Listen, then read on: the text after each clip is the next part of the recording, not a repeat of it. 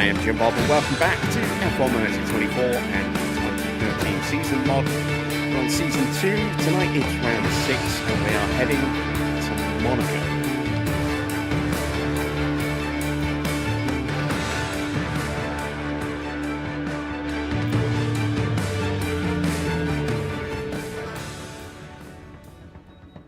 Hello again, welcome back. So, rocking the Schumacher cap tonight because he is rocking new upgrades. Jensen only has one of them, so is missing quite a bit of downforce. So our real hopes of getting a result here at Monaco tonight will rest almost exclusively, I think, on Schumacher's shoulders. So I thought we'd give him a little bit of a boost by putting the old team cap on for Schumacher, although it's his Mercedes team cap really. But the Jensen cap up on the shelf, just up there. We may switch to that. If something happens to Michael, we might have to switch caps and go back to the McLaren cap. But yeah, it is Monaco, a twisty, tight, difficult to overtake circuit, and we have much improved downforce on one of the cars. Let's take a quick overview of the car. So here you can see with the new upgrades, the new chassis and the new underfloor, it's developed a big improvement in both speed and downforce for our car here. So we've gone from being the third best to the first in terms of speed ranking. So we've gone from the second fastest car to the fastest car in terms of top speed. DRS has stayed top. But we've gone from 11th, 18th and 17th to 8th, 11th and 11th in downforce, which certainly helps given where we are at Monaco. Not quite so good for Jensen though. As you can see, he does not have the benefit of that extra downforce from the new underfloor, because actually he has it from the underfloor but not from the chassis, and because we put a lot of hours into the chassis, that actually generated quite a lot of additional downforce. So Jensen only has half the upgrade package. The new chassis won't be ready for him until Sunday, unfortunately. So depending on how we qualify, we may gamble on starting Jensen from the back of the grid, from the pit lane. Give him that new chassis, give him that extra downforce, and hopefully with that extra improvement, he'll be able to fight his way through the field more effectively than, wherever he qualifies, if he qualifies badly. So if he qualifies well, I'm talking like top 10 well, then we may just have to let it lie and see where we end up. But bit of an interesting dilemma that we may potentially face with Jensen going into this Grand Prix weekend. Evening Corey, evening Dino, good to see you guys. Hello to everyone else who's lurking in the chat as well. As always, if you have any questions, then please feel free to ask. I'll see what I can do to answer those for you. Right. Have I seen the new Motorsport Manager 2 that's coming next year? I've seen the announcement. I'm very curious as to what kind of improvements we're likely to see on the franchise, because it has been 10 years since the last one. So are we going to see a big step forward, or is it going to be basically just a tweaked version of what we have already? They don't have Sega anymore. They are, in their words, out from the shackles of Sega. They have control of their IP again. But we'll see.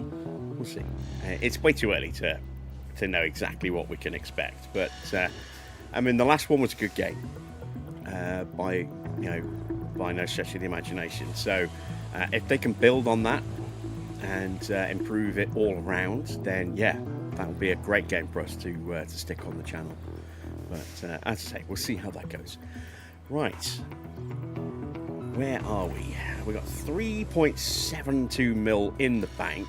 Let's just move my tablet because I'm blocking the it's blocking the tab bar at the bottom here. I can't actually see where I was moving my cursor. We have got 3.7 mil.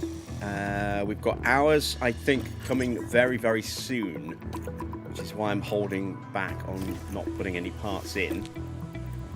Oh, we've got it now. We have got it now. Okay, so we do know that we can't really get a massive improvement going forward without ours.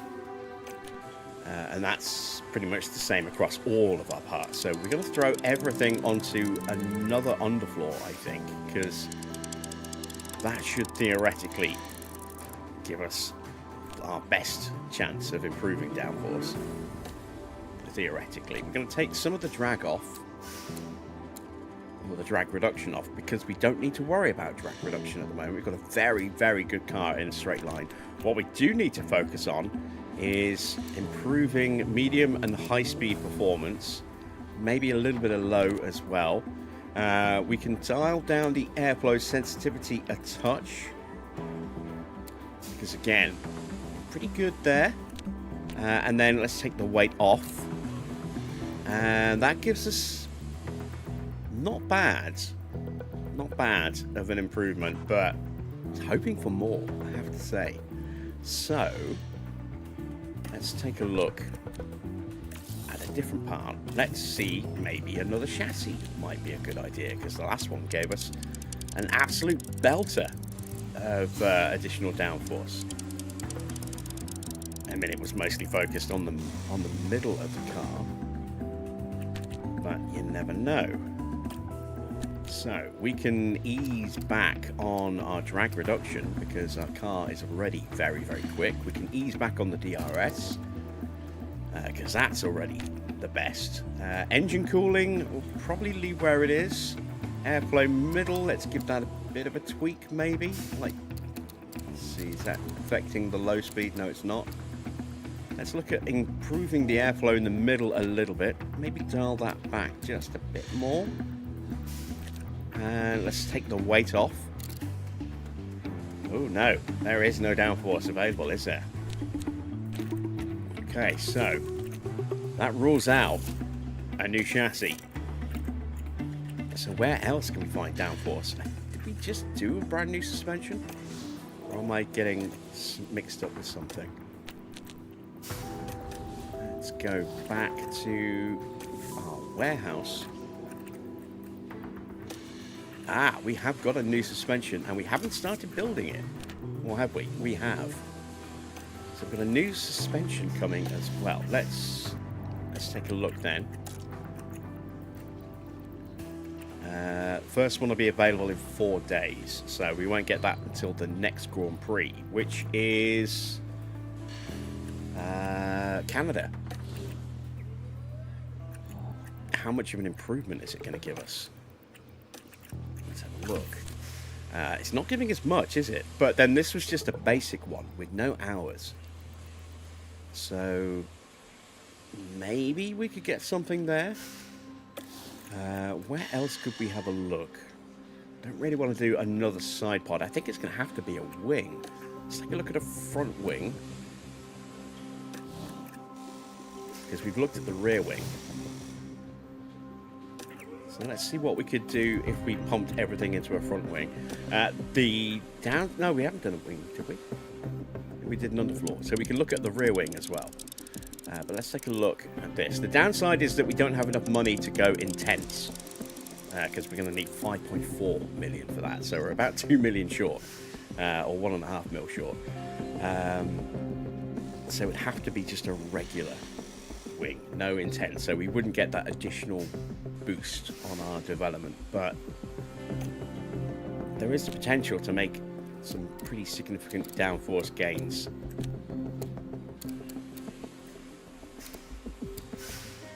With the wing, we would need to look at just tweaking the front airflow a little bit, I think.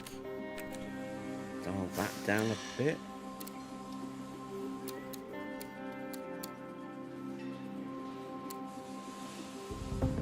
Let's take the weight off. It's not great, is it? Again, it's not delivering the values I was hoping to see. So last one to check then is the rear wing. which would certainly give us a better boost on medium and high speed, I think, than low speed. Front wing's more about getting that low speed because we can prioritize front airflow. It's also really good for improving your dirty air efficiency. But we want to actually improve the baseline downforce levels themselves.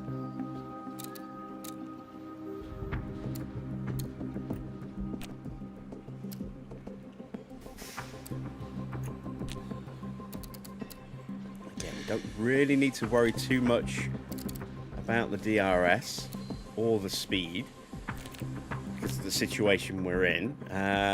Dirty air would be nice to get a small improvement. Let's go 1% improvement there. Let's maybe dial that back. Yeah, we'll leave that like that. And then let's take the weight off the wing. Oh, there we go. Yeah, much better. A really good boost on the medium speed and a pretty good boost on the high speed as well. I think we'll go with that. We can't go intense, but we should still get a nice little performance boost from that. So there we go. That leaves us 1.9 mil. Are there any normal parts that we could maybe try and get improvement, or maybe a normal wing without ours? If we're clever with our tweaking, we could maybe do something on that. Let's take the weight off. Let's move the front airflow a bit. Let's move the airflow sensitivity a bit.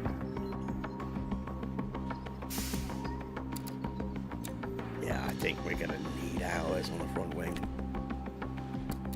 Take a bit of the tyre wear boost away because that's pretty decent. It's just not there, is it? Let's turn the front airflow down a touch. Yeah. We can't really get anything out of a front wing without an hour boost. So we'll see what we look like with the suspension and that rear wing. And then maybe we'll do a big front wing as our next major project.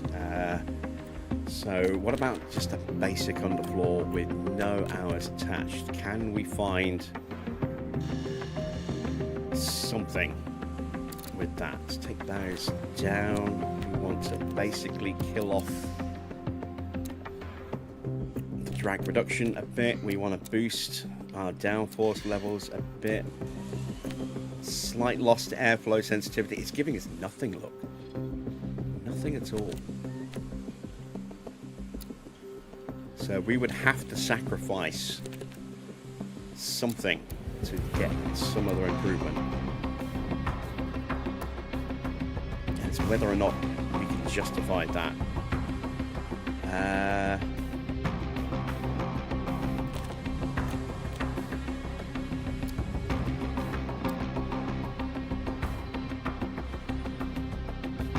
I mean, at the end of the day,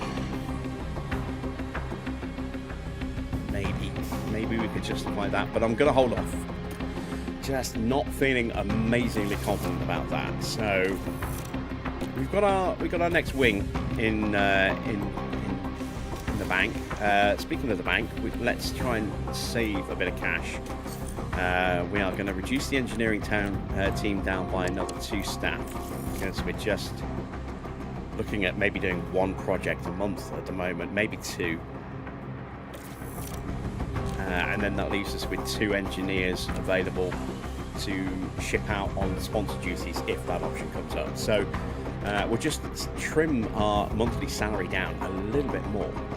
So that you can see we're now on 26.5 grand a month, as opposed to nearly 40 grand a month.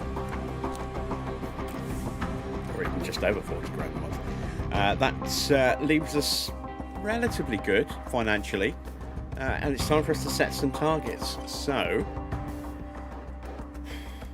wow, the pressure. Look at that. We are the 3rd ranked car on the grid overall. Could we maybe wear a podium cap today? I am going to take the gamble. I'm going to go for it with Schumacher. Let's see where Jensen's car ranks. 12th overall here, 6th in terms of performance. I don't know if I can get him up to 6th, then we might be starting from the pit lane, so I'm going to go 8th. I'm going to play it a little bit safer with Jensen. Definitely has improved his performance, or his car's performance, but not as much as Schumacher's. So we'll err slightly on the side of caution with this one, and let's go to Monaco. Welcome along to one of the biggest weekends in motorsport, here in Monaco. F1 descends on Monte Carlo for the Monaco Grand Prix, a glittering show on the Riviera and a crown for whoever can emerge victorious here. Space may be tight and overtakes few and far between, but that won't stop the drivers battling until the end on this iconic street circuit. Times are tough for McLaren's team principal. The board doesn't seem impressed with the direction the team are taking. Our weekend action starts here.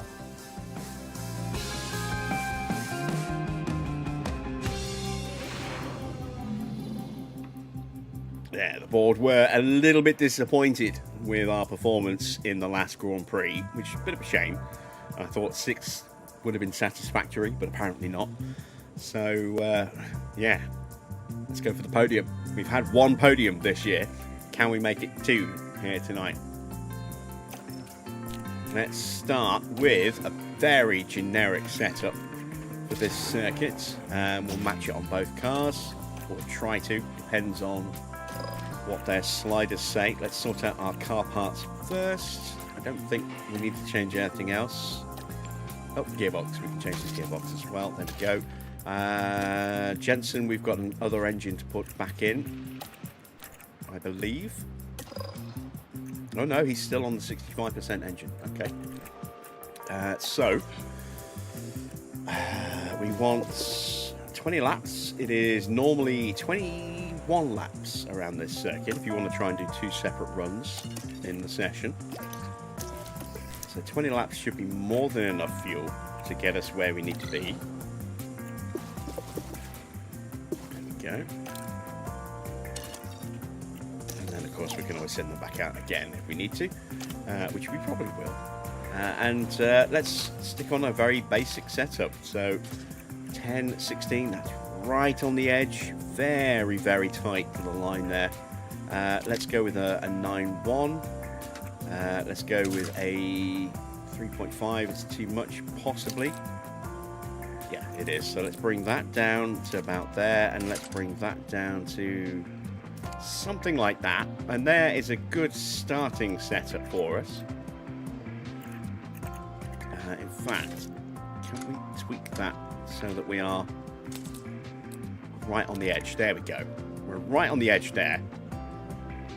Ooh, excuse me. So that will only have one way to go if it's wrong. Very nice. That's Jensen's car done. Evening PR.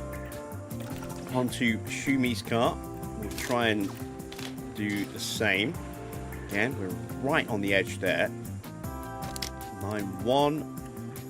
3.5 is going to be too much by the look of it. So once again, we will go with that. And that again gets us right on the edge there. So there's only one way we can go with that.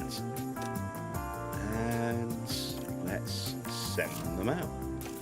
See how we get on.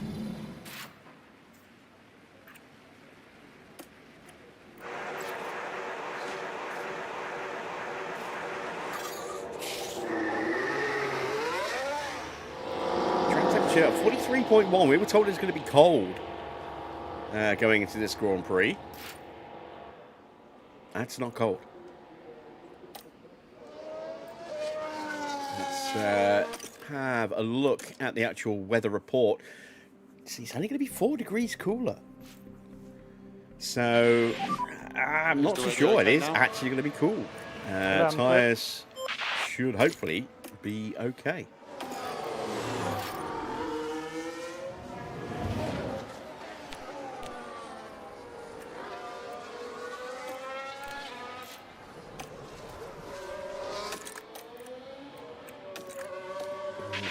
And we have got a couple of rookies out.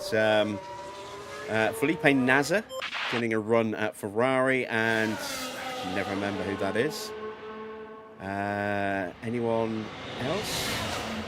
Carlos Sainz getting a run out at Mercedes. Can't remember who Ton is. Check in a moment. Kin We'll check. That's Jordan King, isn't it?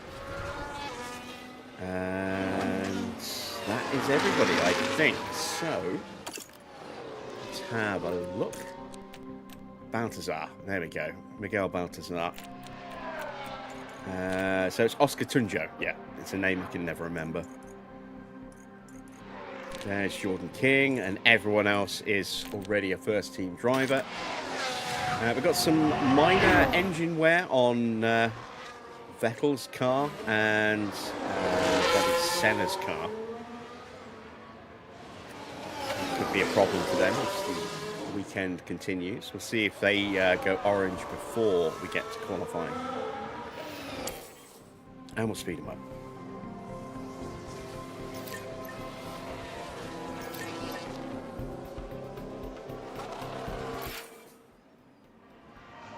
So, some sad news which I didn't see until after the stream yesterday. Fellow Brits of a certain age, my age, will remember Penelope Keith from a number of TV shows, but most prominently To the Manor Born, and before that, The Good Life. Two incredibly popular TV shows from the 70s and 80s that she starred in, and she passed away yesterday, unfortunately. Yeah, very much an iconic part of my childhood. Growing up, loved watching The Good Life. Richard Briers, Paul Eddleton, and then obviously Penelope Keith and Felicity Kendall. It was just such a great show, you know. Really enjoyed it, and it's sad to see that she's passed on. But I mean, she's had a good run. She was in her 80s, I think, so it's not like it's unusual, you know, like way before her time kind of thing. But yeah, bit of a shame. To say she was very much a part of my childhood growing up, you know, watching her on TV. So wish the family well, and I might have to try and dig up some old episodes of The Good Life and have a little reminisce at some point over the next few days.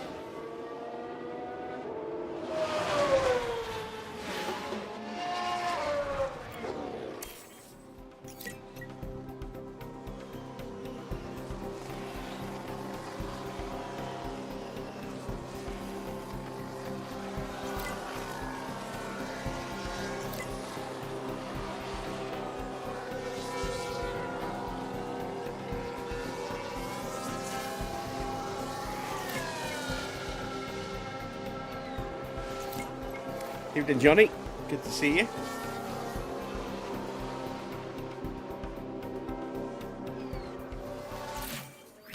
All right, we've got our first bit of feedback from Schumacher. Let's have a look. 81%. There's definitely room for improvement there. We are going to call him straight in, make those tweaks. It's weird. At some circuits, you see you're only about 600 metres from the pit lane and you panic. It's like, oh, can I get them in time? Here, we're 600 metres from the pit lane. But I think that's an as the crow flies marking to the pit lane.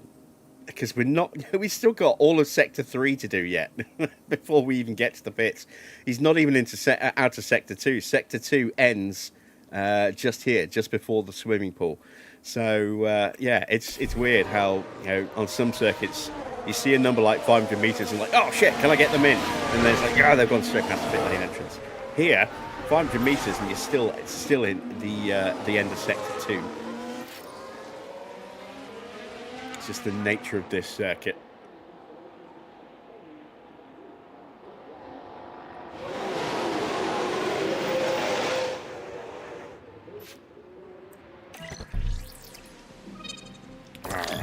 So that needs to come back to an 8.2 at minimum.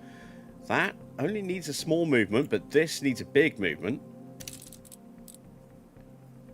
I'm going to push that all the way up.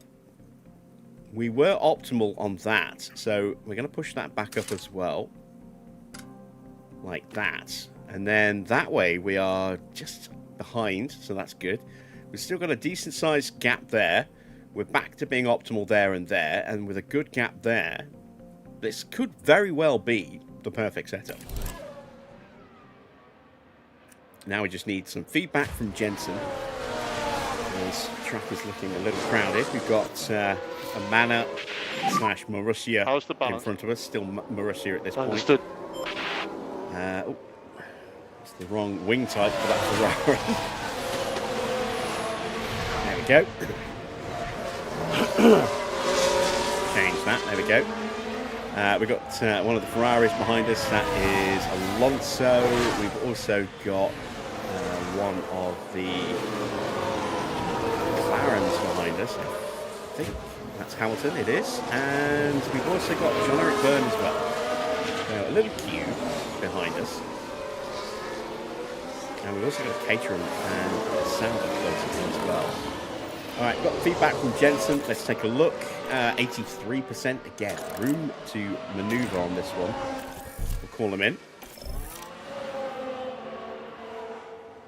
Track's starting to cool down now. Having gone up a bit. 43 degrees. Back down to 41. Again, still not cool, really.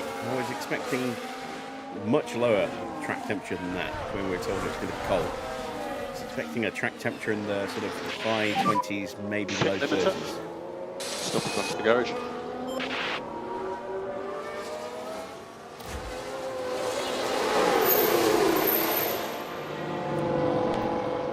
So, what do we need to change here? Very similar story, actually. So, we'll go to an 8.2. And we'll bring that up to about there. And we need a little bit of a wiggle there, and a little bit of a wiggle there. I am going to push that up 1. And then bring this back up a little bit more. Yeah, let's go with that. And that one might need a little bit of fine-tuning, but I think there's a very good chance that we might have already nailed it with Schumacher's changes. I think with Jensen we're going to need another round of changes afterwards. We shall see, I suppose. Let's get Michael back on track. There he goes. Out ahead of Nasser.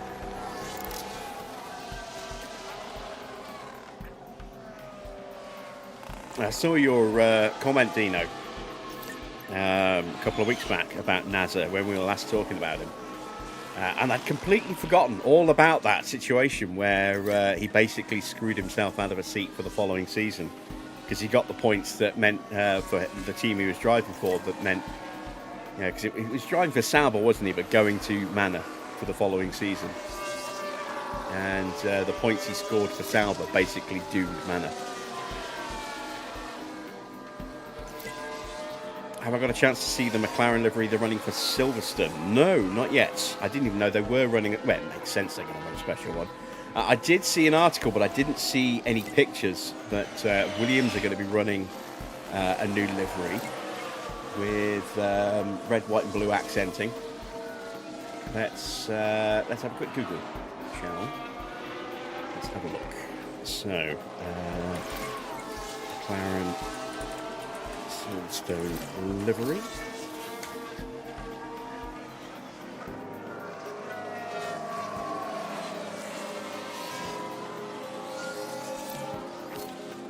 Why is it the F1 website only ever really shows? Oh no, there are other shots.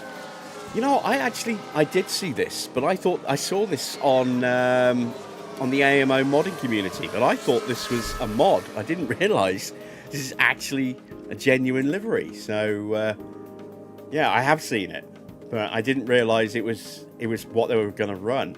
Yeah, very, very historic. You know, based back to a very, very old car. The Williams livery is pathetic, apparently.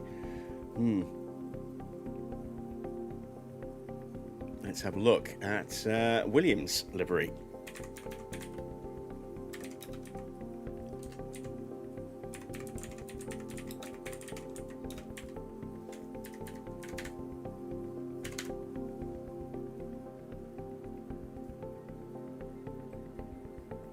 Oh, is that it? Wow, that is uninspiring. Some flashing underneath the nose cone along the side of the body. Wow, that is, yeah, that's really anticlimactic.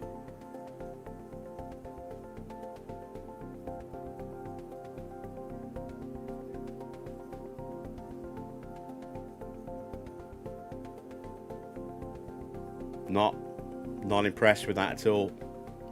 The McLaren livery is really nice, and I am almost certain we're going to see that as an available mod very soon on Overtake. But yeah, very sort of uninspiring Williams livery there. I wouldn't say it's necessarily pathetic, but I wouldn't say it's particularly exciting.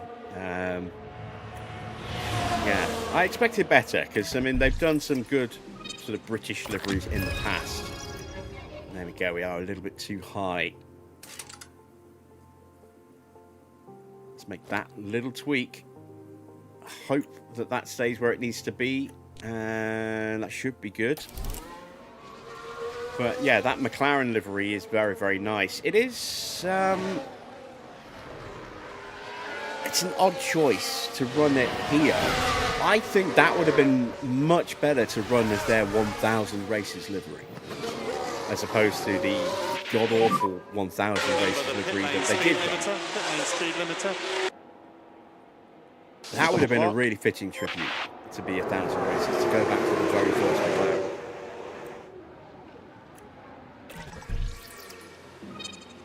Maybe they just wanted to save it for Silverstone, but I mean, I think that's a shame. I think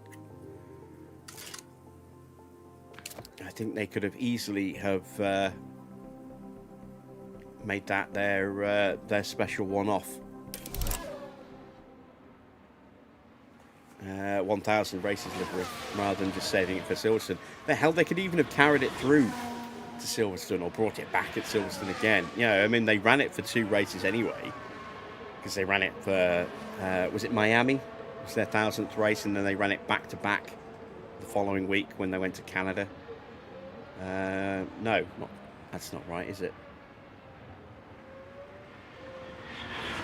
It was Canada and or was it, no, Monaco and Spain, wasn't it? Monaco and Spain, those 2 races back to back.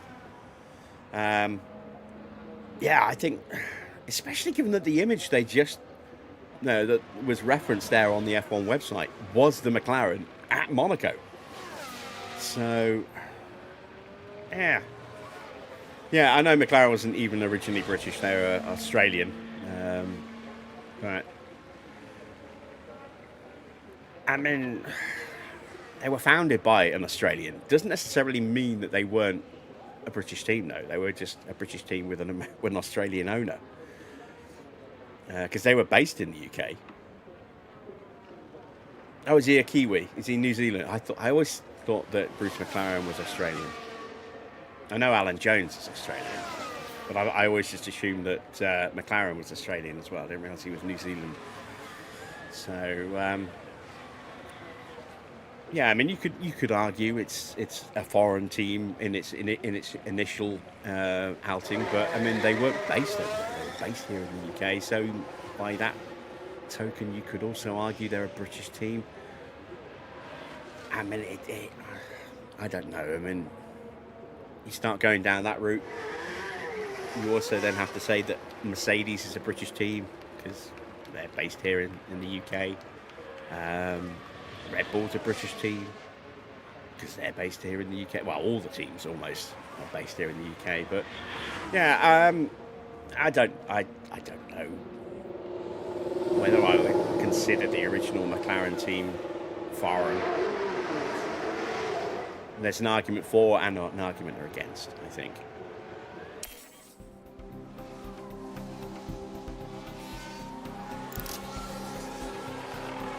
But yeah, that new livery is really nice, and like I said, I'm pretty sure we will see that on Overtake very soon. Speaking of on new stuff on Overtake, there is an update for the 2026 mod.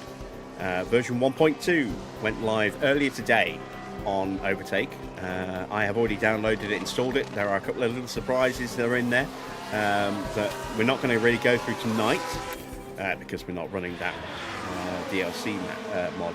But we will be using tomorrow when we go back to our Aston Martin save through or save file. So you'll be able to see those tomorrow if you haven't downloaded and installed them yourself by then.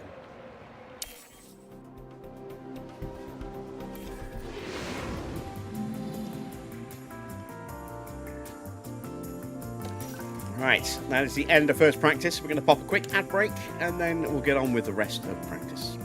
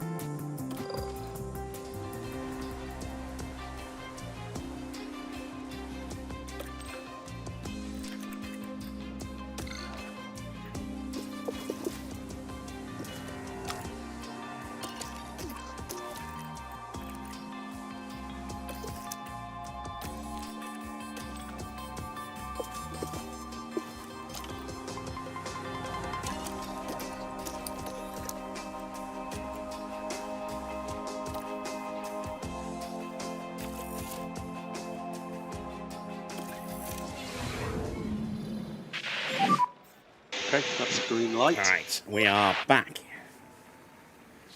Yes, it did. I remember now. It did actually have a little kiwi bird on it. Yeah,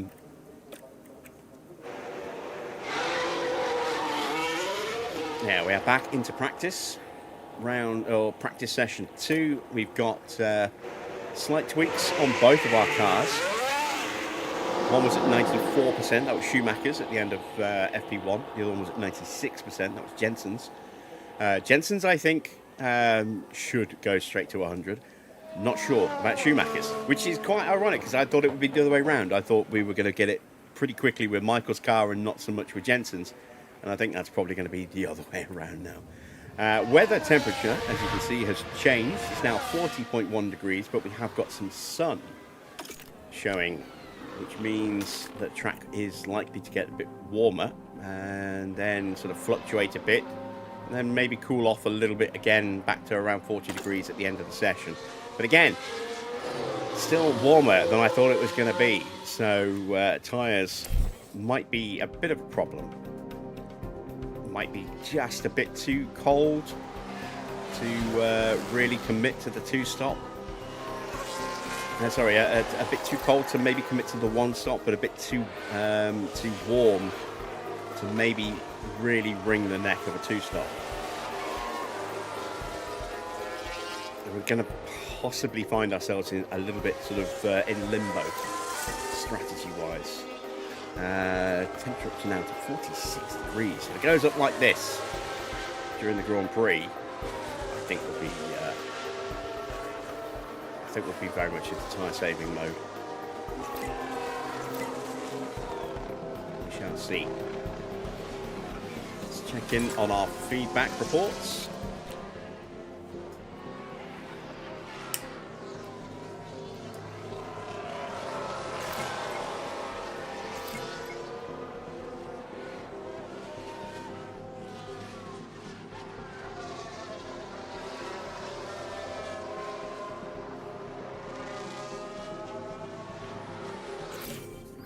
Oh, well, there we go. We have nailed it with Schumacher. Yeah, I don't know what's going on. But we've got Schumacher up to 100 on setup. We still need some more work on driver prep.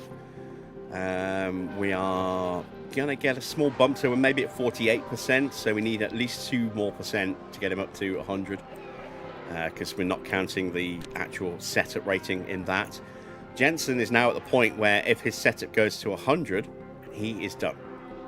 So, oh, we've gone backwards with Jensen. Everything okay? Ah, dear. I got Jensen's setup changed completely wrong. Yeah, copy that. Made it considerably worse. It's not what we needed. Let's fix that as quick as we can.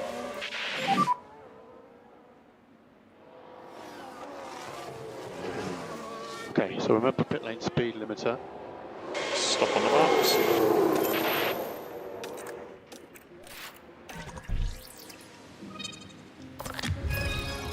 Right, okay, so that needs to be up this way. We broke our front wing there, so let's take that back that way. That's now a little bit too much. That, I hope, will be perfect, because we had broke that as well, look.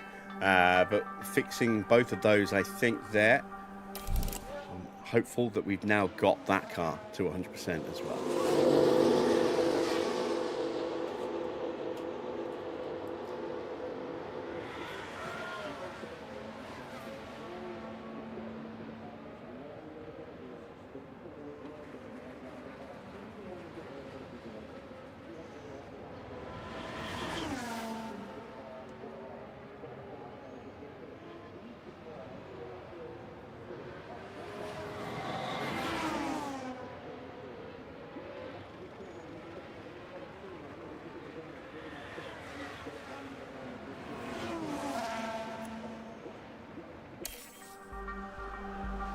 Speed things up.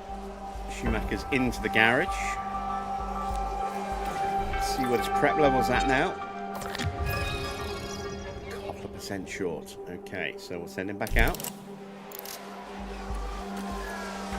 Push for a few laps. Get Jensen back out as well.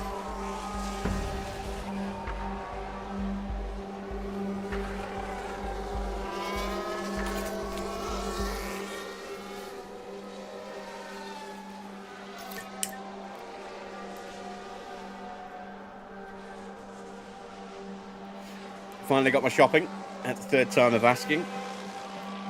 The groceries came this afternoon. Ordered on Friday for a delivery on Saturday. And Friday evening, all the compressors in the chillers at the supermarket went down because of the heat wave. So Saturday morning, my order got cancelled. So I placed the order again for Sunday.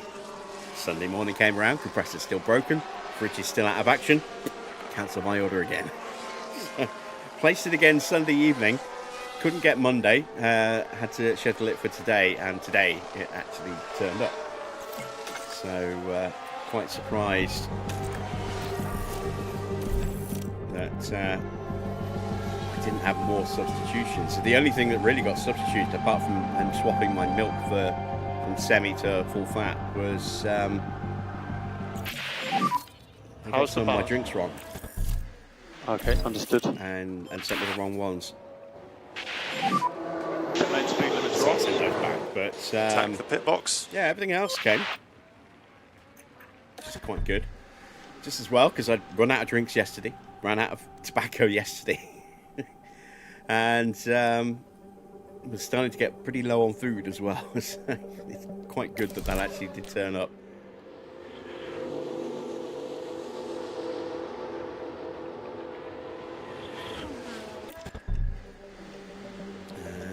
We're still not there, look. Oh, my word.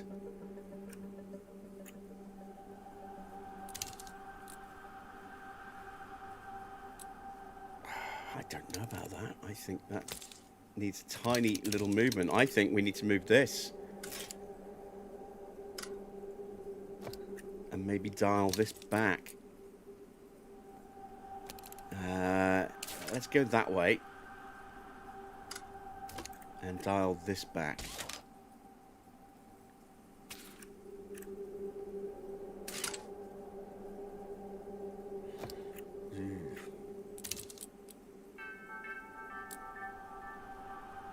I don't know, I don't like that.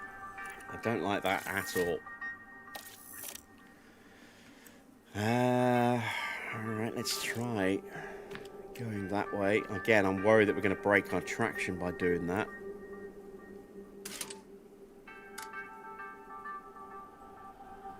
When we went that way, we definitely broke it. That might be okay.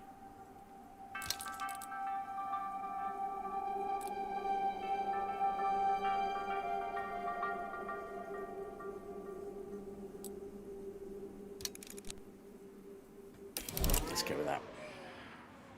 Not going to run him again, though. I may possibly just leave with 97.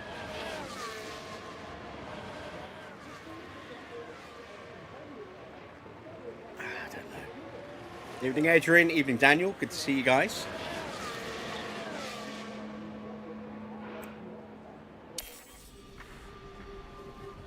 Again, we'll see how Jensen qualifies.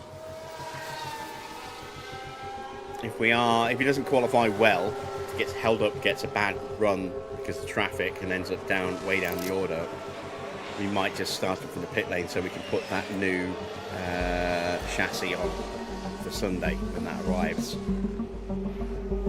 Give him that extra downforce, and then just hope that he has a better time punching through the field. Maybe starting him on a set of softs, give him that extra grip. And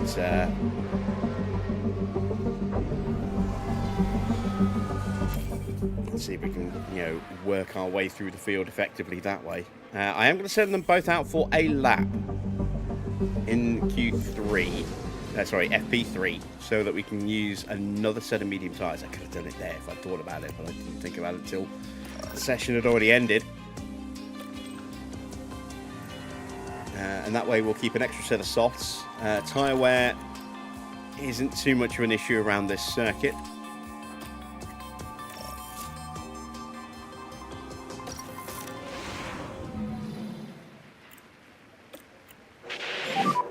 Sessions should be starting now.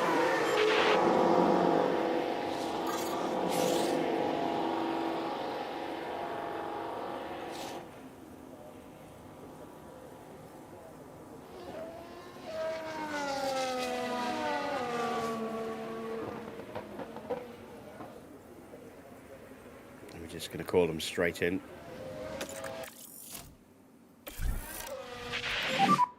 Warm the tyres where you can. There we go. Put a lap on those tyres so they get handed in. That will give us an extra set of softs for qualifying. We'll have 4 sets of softs going into qualifying, and then hopefully we only need to use 2 of them through qualifying. We'll get an extra set unlocked in qualifying 3, assuming we can make it there, but if not, for the race. So we'll end up with hopefully 3 sets of softs, with a plan to use 2 and have an extra set brand new available, should we get a safety car.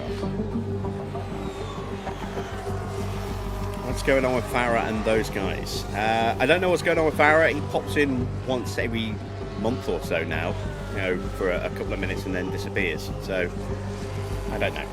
I don't know if his personal situation has changed a bit, and he doesn't have the time, or maybe he's just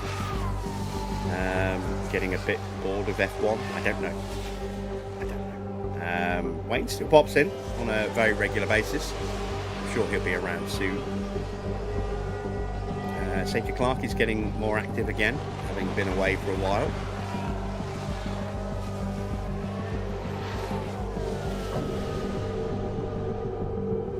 But people come and go.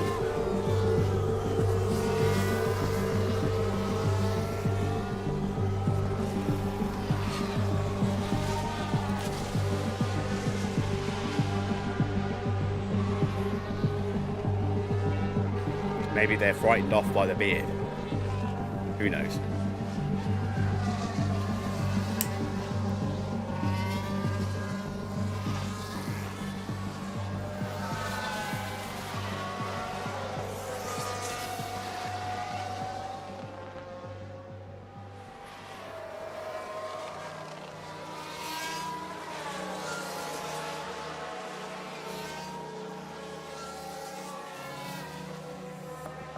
25 minutes left in the session. We've done all we need to do. Just hope that the changes that we made to the button have actually worked. We're basically running blind on the setup now. But I'm hopeful that what we've got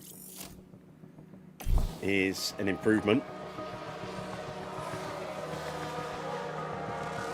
I could send it back out, but I just don't want to wear out the engine unnecessarily.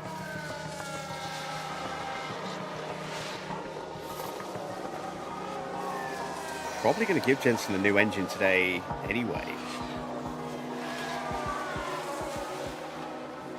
If we start him from the pit lane. So he's got extra power to take advantage of that extra downforce. But if not, he's going to be running this engine that he's been using in practice. So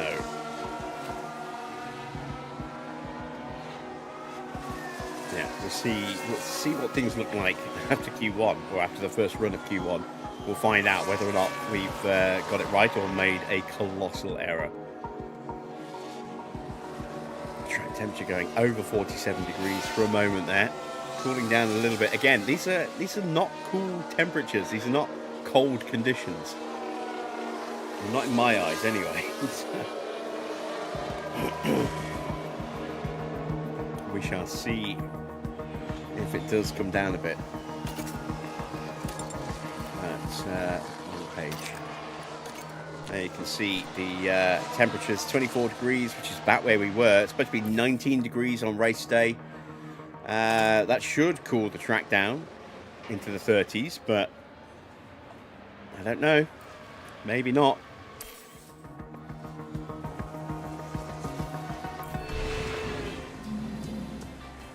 And there we go. We are set and prepped. So, let's see how we do. Qualifying is up next.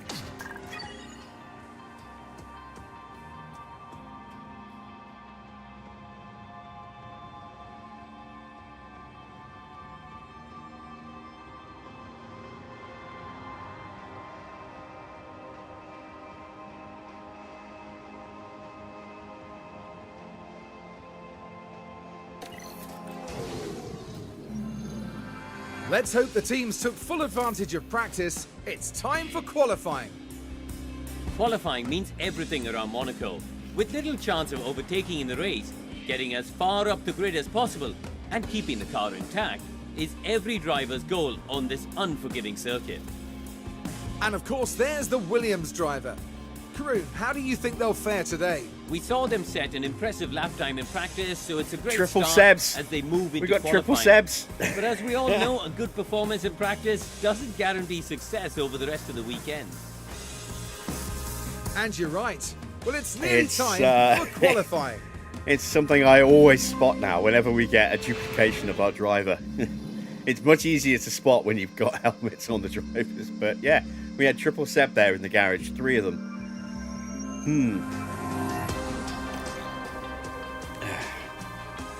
Evening, is it Ale or Ale? Let me know. But welcome. Right. 63% engine, that'll be fine. 56, no. We are going to change that back to 92. And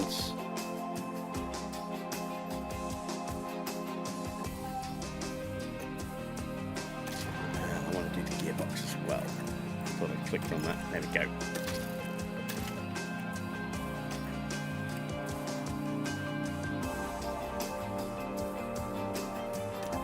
Evening, Wayne.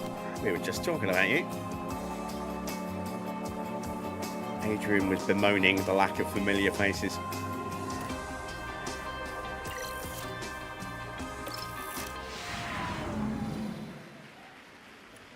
Right, let's get out early with Jensen.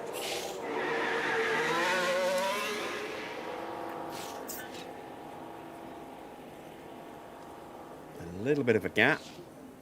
And now we'll send out Schumacher.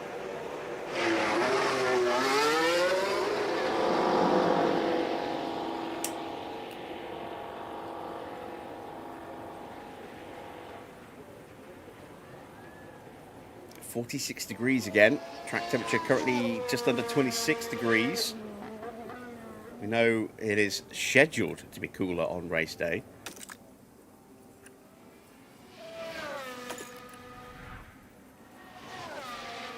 And Perez now leaving the pits in the Caterham.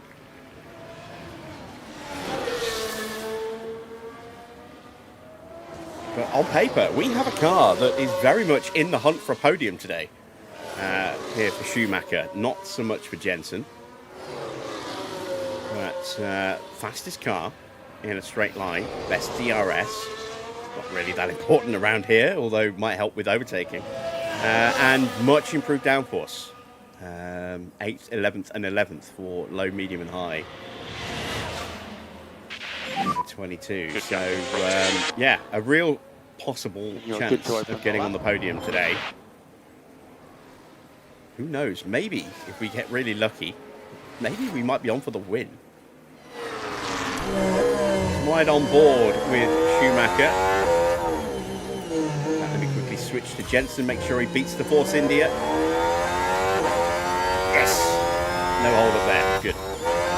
Schumacher will beat this Force India coming out as well.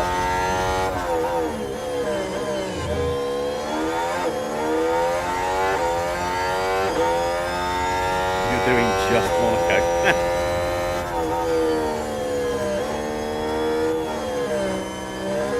It's been an interesting season. And it's Jensen who's actually quicker in the first sector by 2/10. Let me check tyre temps. Pit rate now, but I'm guessing they'll be fired up. No, they're not. Ooh, okay, we had this issue last season here, if I remember rightly. Yeah, look at that. They've only just switched on the rears, and there's the fronts coming in. And we're at the Nouvelle chicane. Okay, so tyres definitely an issue for Schumacher. Jensen at the end of the lap, his tyres are very much good. Again, his were probably underheating slightly as well. You can see Schumacher was 2/10 up in the middle sector with that extra downforce. Remember, the delta needs to be negative at the end of the lap. And matches Jensen in the final sector, but it's down overall by about 1.5 tenths there. But tyre temps, very much an issue, very much a problem. Have to make sure we send them out for an extra run next time around.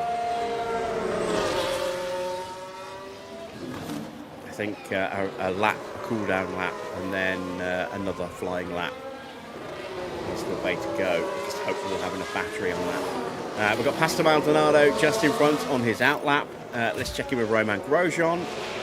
Crosses the line and goes P4, and he's a long way off as well. Tyre temps must be a problem for everybody, because if he's 1.5 seconds away, maybe he hits some traffic. Esteban Gutierrez running wide at the Let's swimming follow pool. the drivers then through turn 16. Just cutting but that they need to inside be corner. watching those track limits. But all being well and fingers crossed. Great way to break no your lasting- underfloor around this circuit, doing that. Crosses the line, and Gutierrez slightly quicker than Grosjean. Let's check in with the two Force Indias. Jaime Alguersuari first of all. Crosses the line and goes P3. He's only half a second away. Right, Kimi Räikkönen.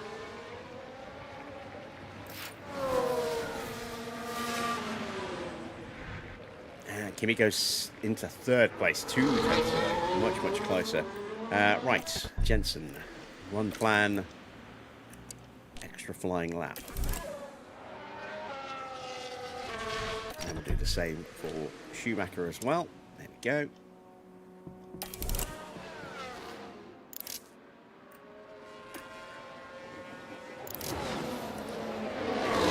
Hamilton is on a lap. Let's cut to him. Daniel Ricciardo a couple of tenths away.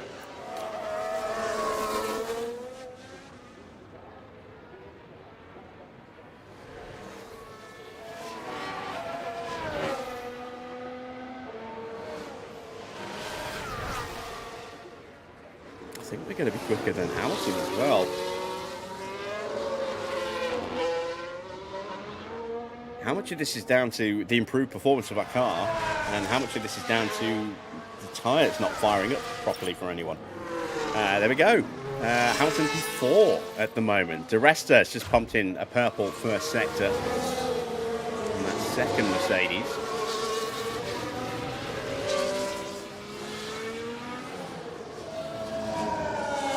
As Jensen pulls over to let him through and stays tucked to the inside as Jules Bianchi is pushing behind in the Caterham as well. There's Bianchi.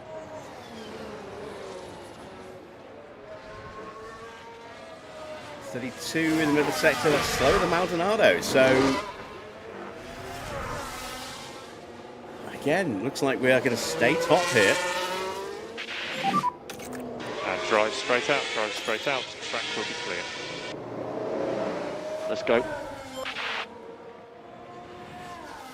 Oh, we do, but only just. He pops up and splits our two drivers. Second place for Paul de Resta. What about Bruno Senna? As Bianchi's gone to P10, just half a tenth behind his teammate there. 58 thousandths to be precise. Across the line for Bruno Senna, and he goes to P8, 4 tenths clear. Jensen onto his flying lap, as is Michael. Checking tyres, again, still way below where they need to be. Michael's tyres are fired up faster.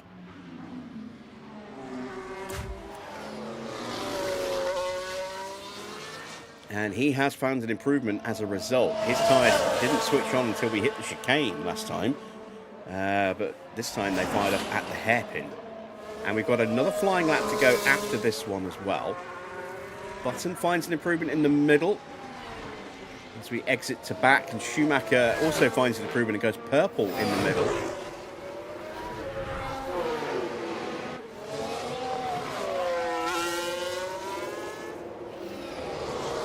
And Jensen goes across the line. Don't think he improved overall. And neither did Schumacher. I don't think. Let's have a look. Did he actually get closer? Don't think he did. Yeah, look, 1.66 again, or 0.166 again. No improvement. Let's see how we do on the next run.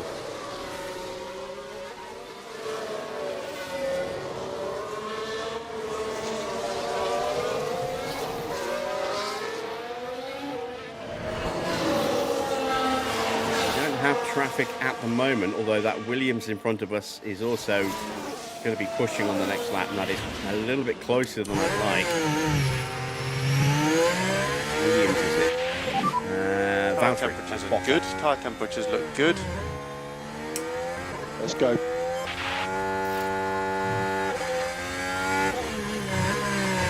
Right, Jensen starts his lap. Tyres at 90 degrees.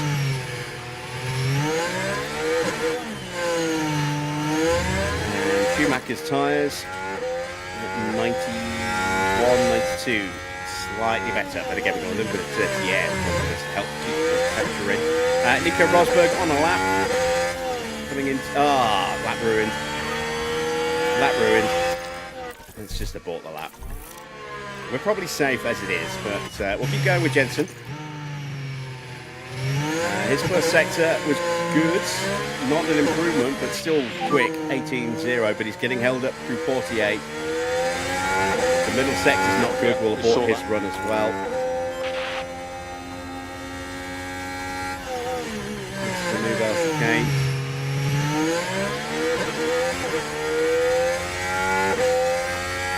To back.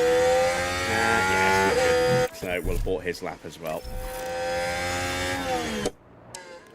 That should be good enough to get us through. I mean, we're first and third right now. Let's take a look at some of the other drivers. Alonso's not had a good middle sector at all, a 33.7. Stop on the marks. He's had the same kind of traffic issues that we did, by the look of it.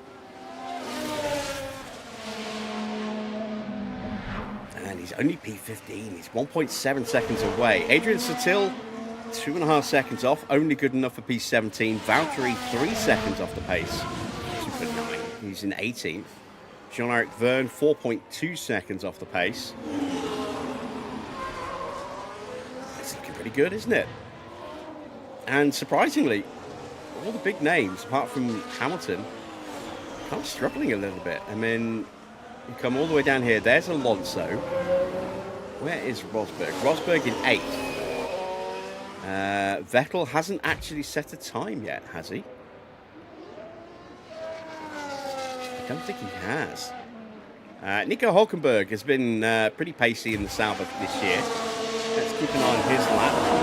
Is he stuck behind Wickens? He is, I think. Yeah. So he might be getting dirty air, which might hurt him a little bit. 3/10 slower than Wickens in the middle sector. I don't think going past the Williams of Ericsson in the tunnel there would have been the cause of that.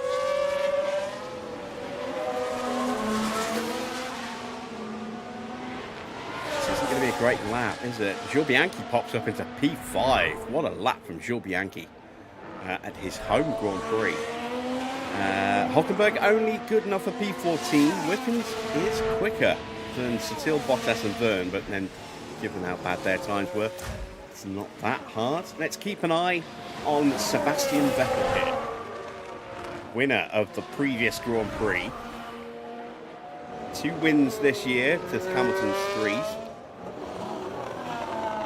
Can he pull out some performance here?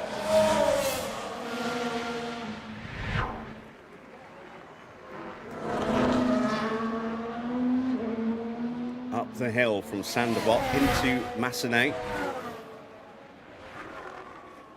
And then a quick flick back through Casino and down the hill here to Mirabeau. 17.9, that's a good first sector. It's the Lowe's hairpin. And then the double right-hander of Portier. That's 1 and Portier 2. Through the tunnel. Into the Nouvelle chicane.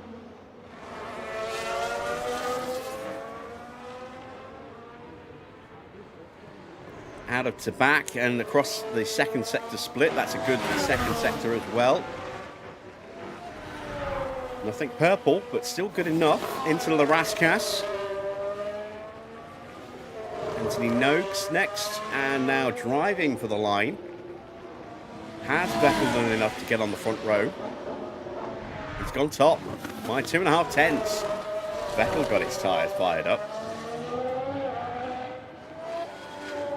That's a very good time. But, I mean, it's very encouraging to see where we are at the moment. The track will be rubbering in as well as the session improves. Let's go to track details. You can see that the rubber on the track is increasing and the grip level is slowly increasing as well. So times will get quicker as the session carries on. We don't need to go again. We're not going to get knocked out in this session, not with times like that. But I don't think we'll stay where we are. We will certainly get bumped down a bit.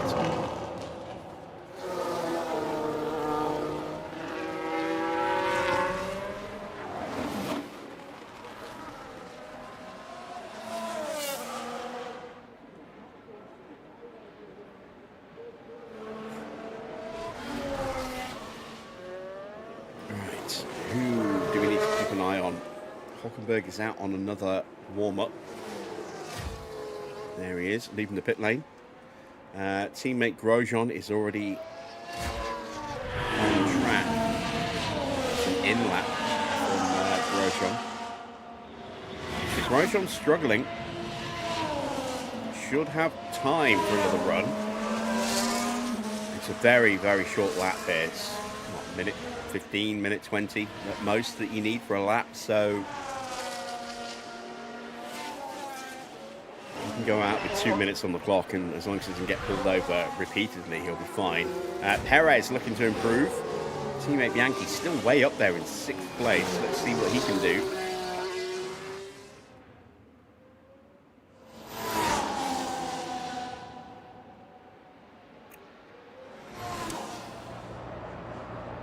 through the chicane.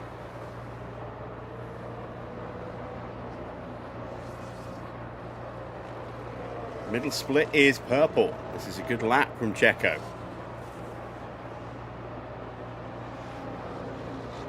There is definitely time to find.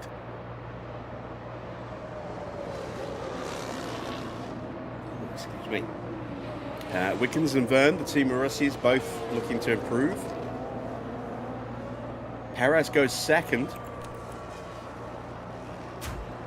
Verne crossing the line, and he does improve to P19, found over 2 seconds, about 2.3 seconds on that lap. Teammate Wickens coming up to the second sector split, and he's about 0.4 of a second up on Verne at the moment. So this would be enough to get past Ericsson as well. Don't think it would be enough to get him out of the session though.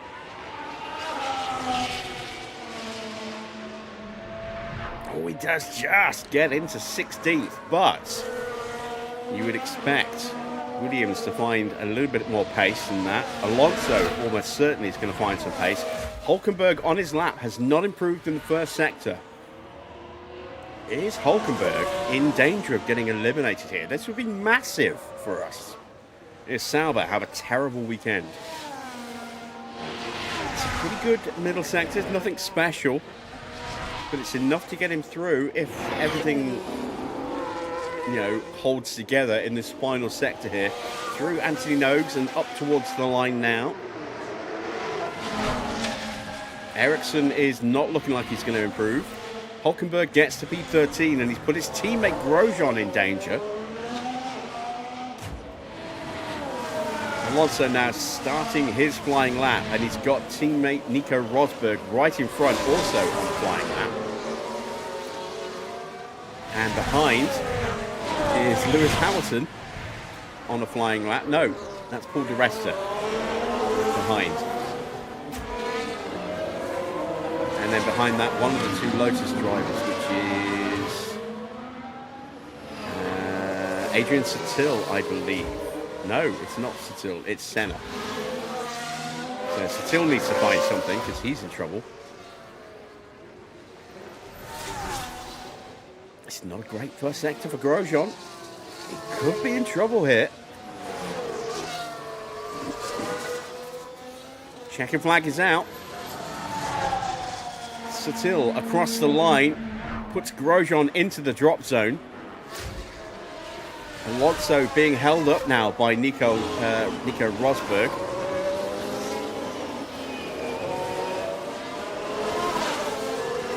It's not been a great lap for Rosberg.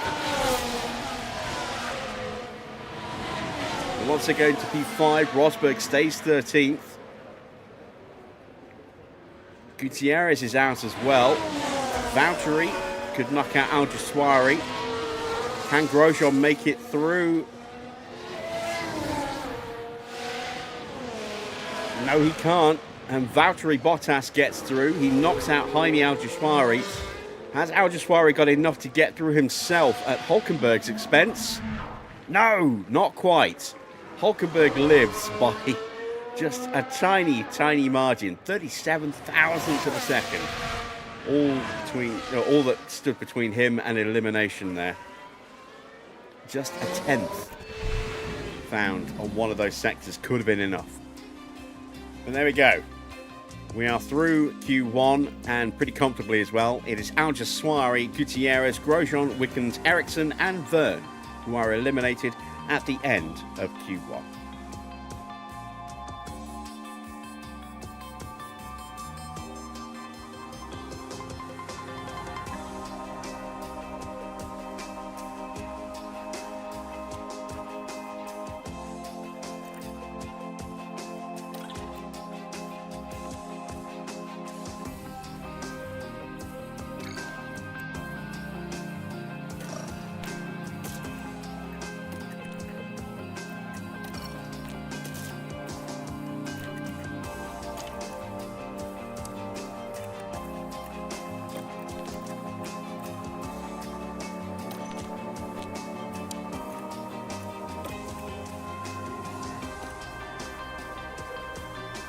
out into Q2 we go.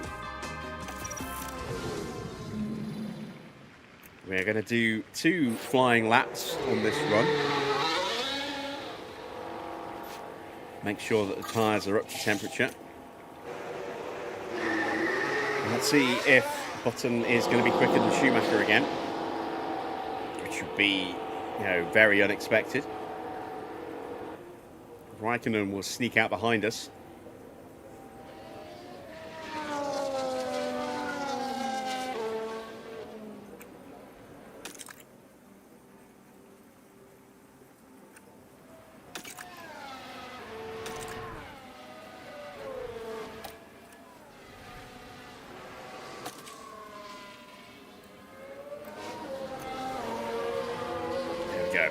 Keep an eye on tyre temps this way. Let's take a look at sectors as well.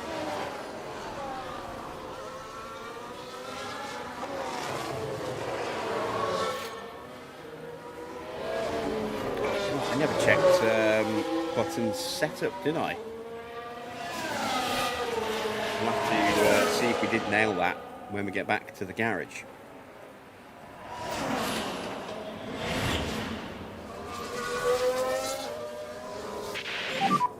Good gap in front. So a reminder, tyres need to be at 85 degrees to start switching on. They're very much undercooking at the moment, as you can see. That's why we're doing 2 flying runs, so that they'll be at temperature for the second run. My hope is that we'll have enough battery on the second lap. If this doesn't give us great times, then I will switch to a different method where I'll take manual control and just do a push lap without battery on the first lap and go straight into a second flying lap with battery. An 18.1 isn't amazing, 18.2 not great either. Still the tyres haven't switched on, look. Raikkonen is quicker as a result.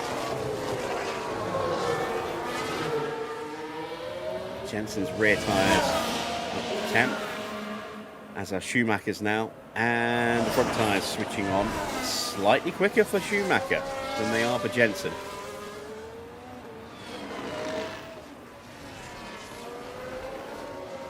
Yeah, Schumacher down to 10th. 2 sectors in a row now. Raikkonen's going to go top, but as I say, we're going to have another flying lap after a cool down to try and rebuild the batteries a bit.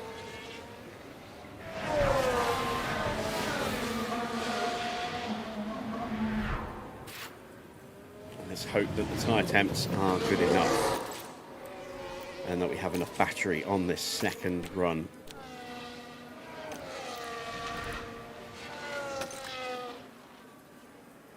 Hamilton out there at the moment, kind of matching Raikkonen.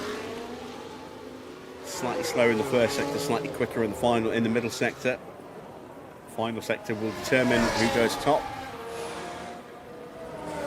And it is Raikkonen by 0.02 of a second. Maldonado pops up into 3rd. Bottas into 4th, 2.5 tenths away, which means we are further away than that. Let's have a look. And we are 7 tenths away. Jensen is about 5.5 tenths away. And drive straight out, drive straight out. 4.5 tenths away. Let's go. Let's have a look at potential traffic. Jensen is going to have traffic. He's going to have traffic. We've got Alonso and Vettel, I think, in front here. Alonso might get out the way for us. He does. Might get away with this on Vettel as well. There we go, a 17.9. Much better. Purple first sector. And we are going to get away with it here with Vettel. He's going to pull over in the tunnel. Schumacher a 17.8. A bit better. There's Vettel moving over.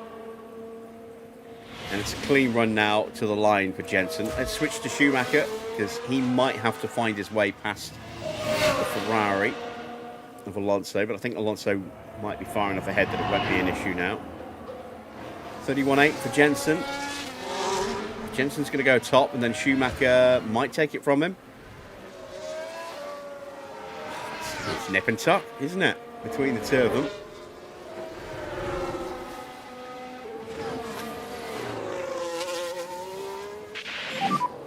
Currently P1. I haven't seen a message saying out of battery, so that's encouraging. We cross the line, and before we start harvesting, I want to have a look at the battery situation. Oh yeah, look at that. We got loads. We got loads, so we can do 2 laps. That's absolutely fine. And when I say 2 laps, I mean 2 flying runs with a cool down in between. Excellent. So we are first and second. Schumacher ahead of Jensen. But the margin is not what I was expecting. I thought it would be a much bigger gap than that. But the car working really well at the moment. Really well, which is encouraging. Let's see what Sebastian Vettel can do.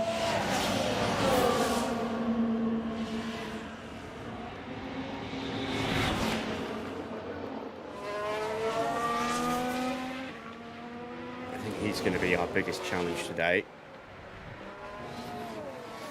There's purple in the middle.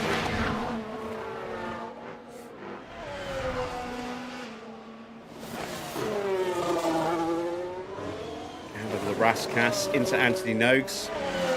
Driving towards the line now. Has he got enough pace to beat us? Oh, he does. What's the margin? A 10th. That's not bad. I mean, we're looking to try and get a podium today. I mean, a win would be glorious. We have yet to get a win with this car. But a podium would be nice.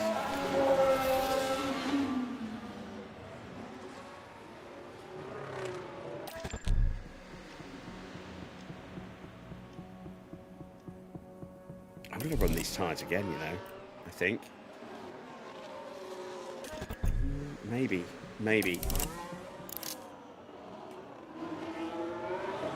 Let's see, I've got 3 sets with a 4th set to come for qualifying 3 and the race. So we'll have 4 sets. Yeah, I don't really want to run that set until the next session. So I think we'll sit out now for the rest of the session.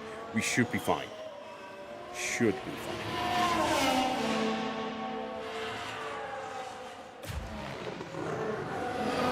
And then we can run these tyres at the beginning of Q3 and then switch to a new set for the subsequent at the end of Q3.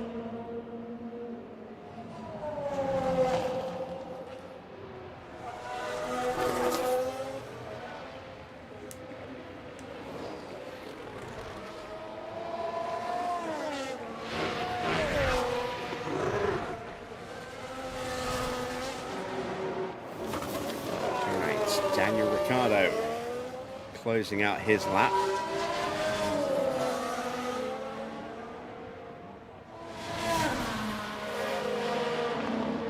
It's P8 for the Toro Rosso. Let's have a look at Jules Bianchi in the Caterham.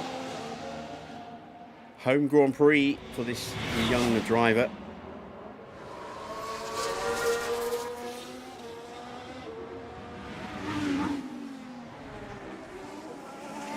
Was the last time he drove this Grand Prix in 2014.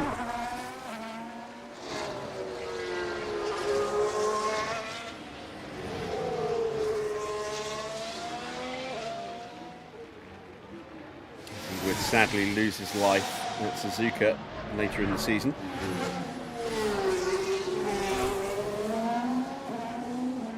And he's P11 at the moment. Not quite enough to get into the top 10. He's not too far away. He only missed out so far by just 2,000ths of a second. That said, we are still waiting for Paul di Resta, Nico Rosberg, Bruno Senna and Nico Hülkenberg to set a time. So maybe he will be a bit further away in the end. He's ahead of Adrian Sutil. Here comes di Resta, who is also looking very quick. This is potentially going to beat Seb here. And so Perez on the second run. De Resta is only good enough for third in the end. He splits our two drivers once again. Can Perez get on the front row here? It's not actually going to be the front row because we still have one more qualifying session to go, but he is quick enough for P2 for now. What about Rosberg? Tucked up behind Bruno Senna. A 10th on Senna at the moment, give or take. And he'll get a nice little toe up to the line. Hulkenberg not having a good lap at all. And Rosberg goes to P13, but he would definitely have lost a little bit of time stuck behind Bruno Senna there. Could potentially have gone faster. Nico Hulkenberg is 2 seconds off the pace in that Sauber. And they've gone from being so strong in the opening races and a real problem for us to one car out in Q1 and the other car looking like it's very much going to go out here in Q2. They are ahead of us in the standings, so any kind of loss for them would be amazing for us. These are our targets, 3rd and 8th. Looks like we could have been a bit more ambitious with Jensen's target there. But if we go to the standings, you can see in the constructors' standings that Sauber are not behind us. Not ahead of us, they're actually behind us in the standings. But they've been very, very quick in the last few races. They're just 3 points away from us. We do need to claw back more points on the front runners, though, if we are to achieve our target of 3rd this year. We have 1 podium. Sauber have 2.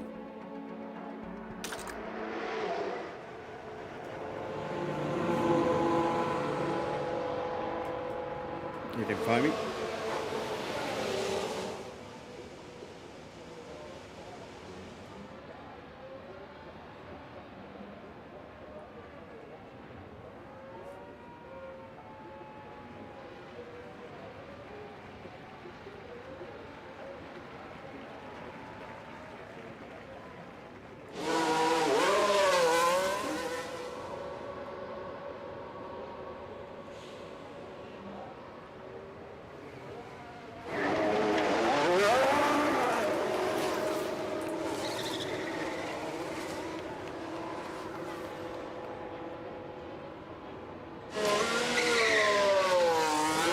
Down to the last couple of minutes of the session, everyone going out for their final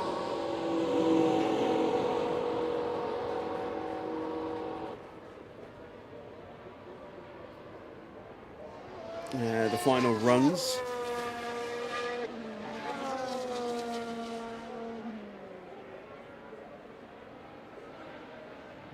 Quite content to sit in the garage. I'm pretty sure we're safe.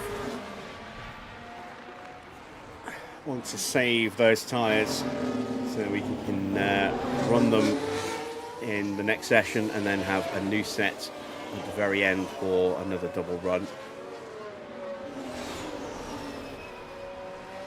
But both the Ferraris are in a little bit of trouble at the moment. Ricciardo's on an improved lap.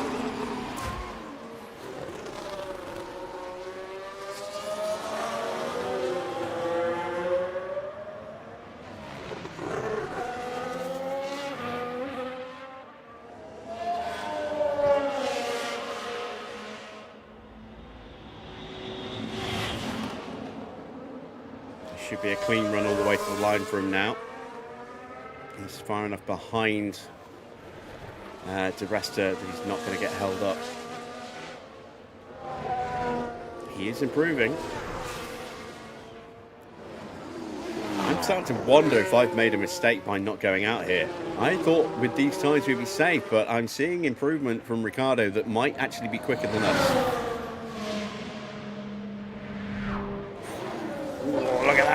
Identical lap time to Jensen, but because we set the time first, we take the position. We stay 6th and he goes 7th.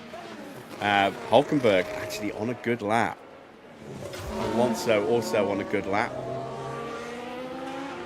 Rosberg not having a good start to his lap.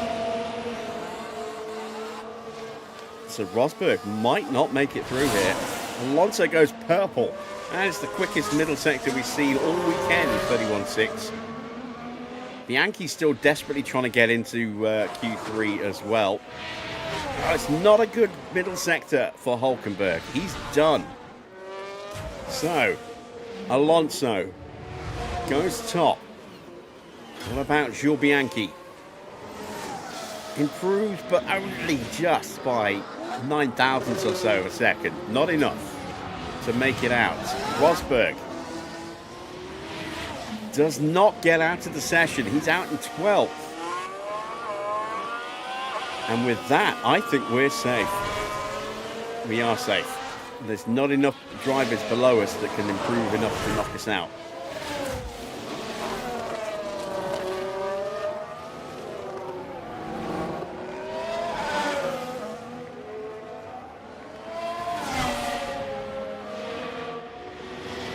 Maldonado improves to P7. But the only one still out there on a lap that can improve now are the two Lotus drivers. Not the two Lotus drivers. Senna and Raikkonen, former Lotus driver. Raikkonen is out. He has not made it through. Senna has not made it through. And we're going to say goodbye to the pair of them, and as well as Nico Rosberg, Jules Bianchi, and Nico Hulkenberg, along with Adrian Sutil. 1, 2, 3 Germans eliminated in this session. And we've got both of our cars through into the top 10. But look at how small the margins are. If you ignore Valtteri's time, we've got 9 drivers separated by less than 0.3 of a second.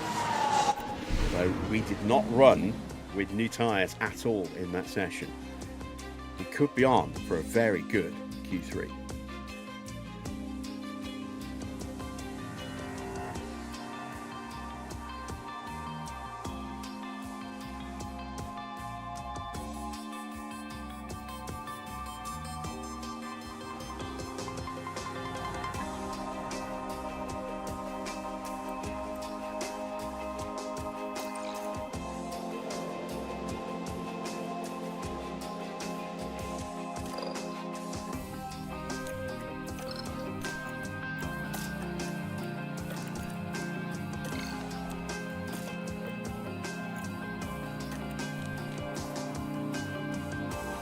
Alright, here we are then, ready for Q3. We're going to start with a double run on these tyres, just like we did in the last session, and then we're going to go for a double run on brand new tyres towards the end of the session to see if we can maybe get ourselves a pole position here tonight, which would be awesome.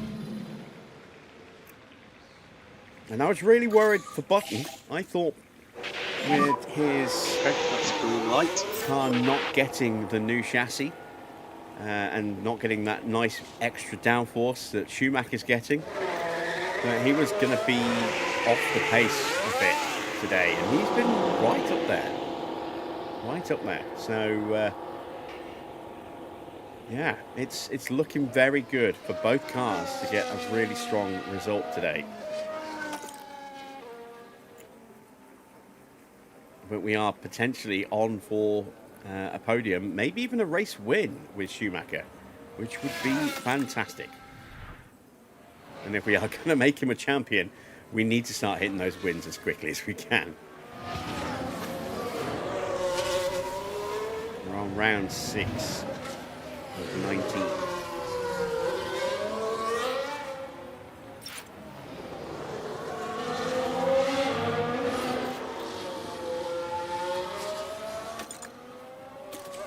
Again, tyres need more than a lap to warm up, which is why we're doing this double run. I am going to leave the drivers to it.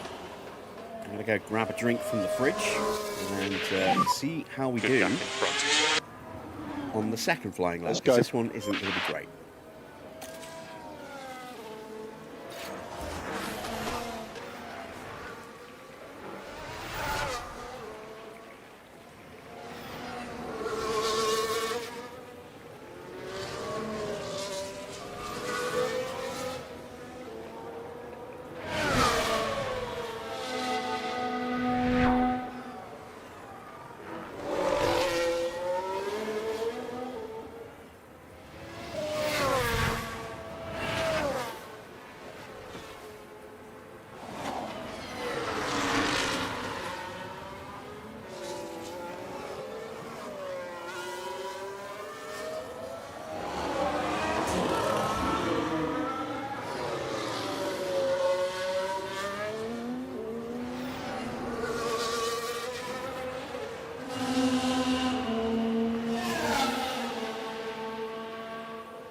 Let's take a look at the sectors. Not a great first sector for Jensen. Schumacher's been looking all right in the first sector, though. Matching Ricciardo.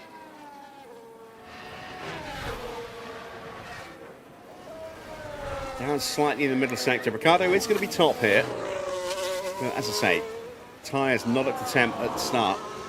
They will be on the next flying lap. We'll have a cool down, get a little bit more battery back in the car.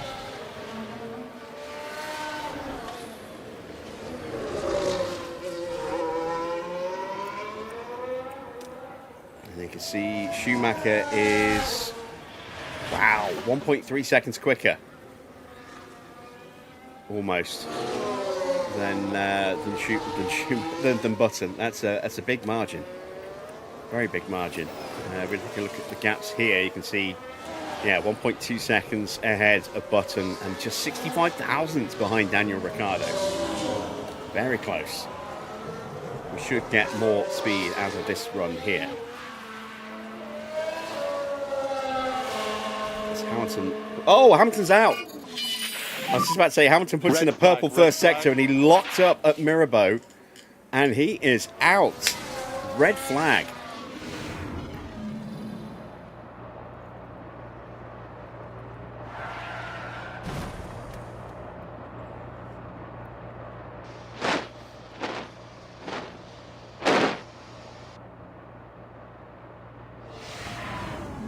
And not much that the team can do about that one. Not good for Mercedes. And that changes things up a little bit. We did not get the second run. So now we're going to switch to the new tyres. And we may go a little bit early. I don't know. One less car to worry about.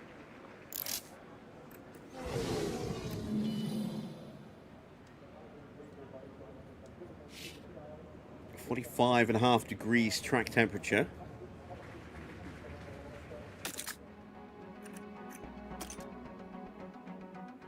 Likely to increase in temperature slightly. This curve here, not 100% accurate because we didn't get that much running. It's time for everyone to go out, do a lap, come back in and go out again.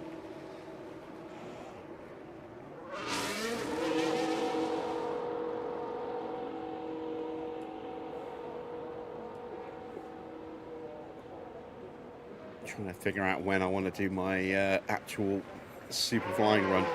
I think we'll go now.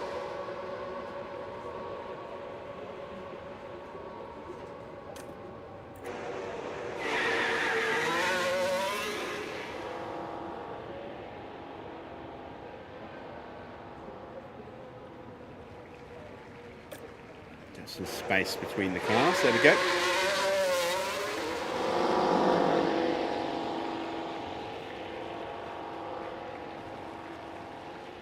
So, one Mercedes out already. Is and we want to else generate going to some have on this outlap. a rotten lap?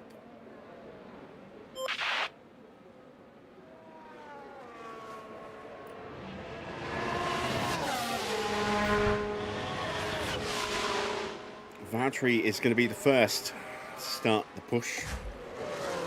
There he is. Got two Red Bulls right behind. Pretty close to each other. I'm not sure which one's in front. I think it's Maldonado in front. Let's find out as they cross the line. It is Maldonado just ahead of Vettel.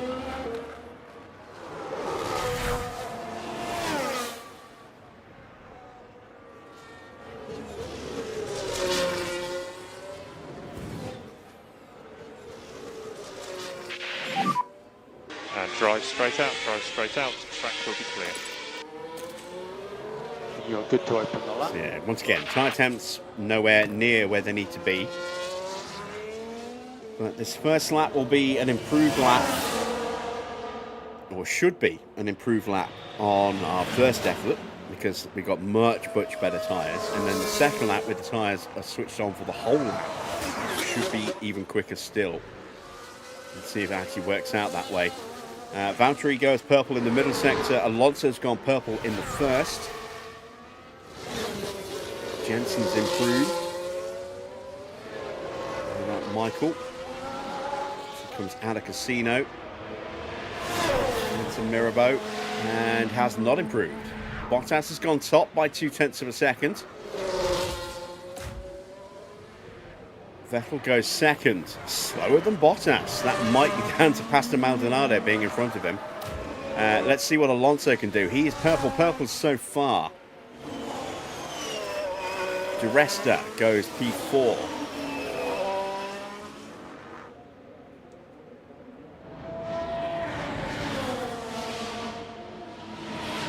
Fernando goes top by 0.4 of a second. We're on an improved lap for Jensen, not for Michael. This lap is not the important lap. It's the next one that's the important lap. Jensen has gone to second place. How far away was he? 0.4. Just 6 thousandths quicker than Valtteri. Schumacher did not improve at all on that lap. The tyres are now in the window. And we'll have enough battery, so as long as we get a clear road, we've got a real chance at getting onto pole position here.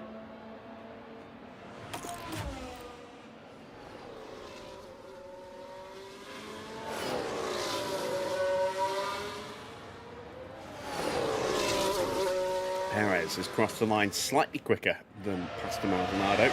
Not a good lap for either of them in the grand scheme of things, both over a second off the pace. Tyre temperatures are in a Jensen good starts window. his Well push. done. Let's go.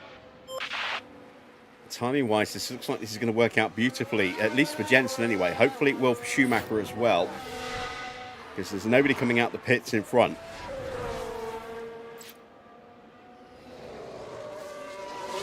There is Maldonado leaving his garage, but he won't get out in front of us.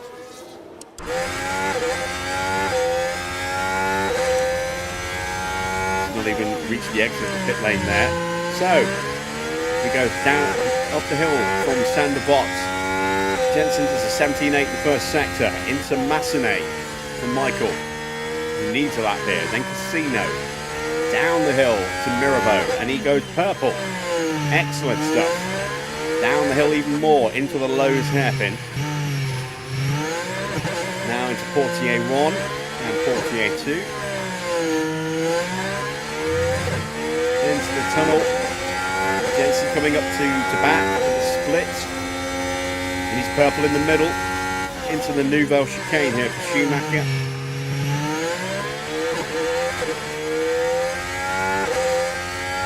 Through to back. And the split is 0.3 down on Jensen.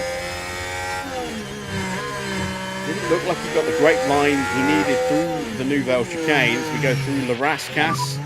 Jensen's missed out on pole by 5 thousandths of a second as Schumacher enters and exits Anthony Nodes up to the line. Needs to be good. It's not good enough.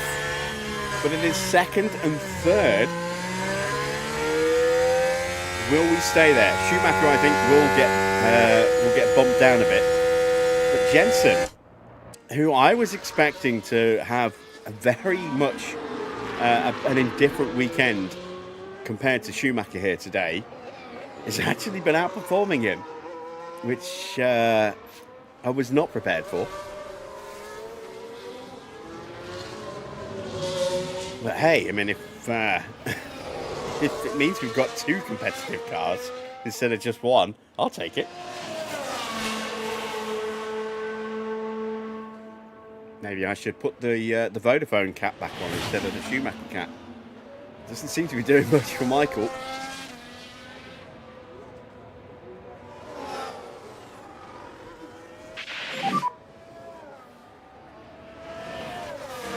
So we're out of time now. We can't go again.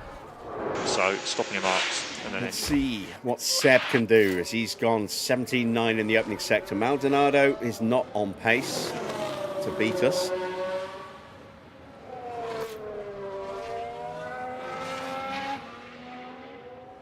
He's down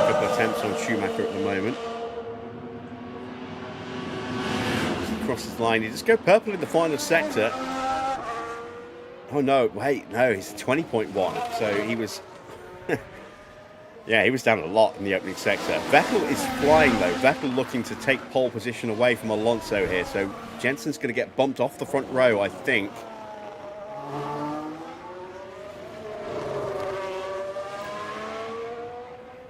That'd be a shame. Yeah, Vettel goes top. Alonso is second, has not improved in the opening sector. But crucially, does have a little bit of clear track in front of him. For a while, he is coming up to the back of Pastor Maldonado. De Resta and Perez also looking to improve. They are both up in the first sector. Bottas has not improved in the first sector, but he's trying to hang on to the back of Alonso here. Alonso not improving. He's not going to beat Vettel unless he has an almighty final sector here. Bottas has found some time in the middle sector. De Resta and Perez both on personal best laps here. Yet, going to be more movement. Let's see. Alonso does go purple, but he lost too much time in the first part of the lap, is not improving at all. Valtteri Bottas stays where he was, then gets bumped down as De Resta pops up between our two guys again. The third session in a row, he splits our two drivers. He will take fourth place. Schumacher gets bumped down to fifth. Sergio Perez got sixth. And it's going to be a pit lane start potentially here for Lewis Hamilton, depending on what the damage is to that car. That is not what he needs, but would be a glorious thing for us if that Mercedes has to start from the back of the grid. There we go then. Qualifying is done. Let's have a quick look at the confirmed grid and see what's happening with Hamilton.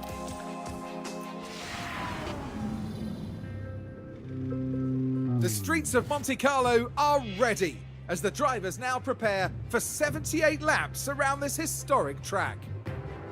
Monaco can hand out unpredictable results, just like in 1982, when 4 race leaders hit trouble. Riccardo Patrese eventually claimed the win after managing to restart his stalled car by himself with a downhill bump start. Monaco is famous for its many narrow twists and corners. From the brake-heavy La Rascasse to the treacherous Sand of Ott, there are no proper straights to speak of, and it's extremely hard to overtake here. It sounds like simple advice, but getting up as high on that starting grid as possible is the best plan of attack. It's race day, and final preparations are underway.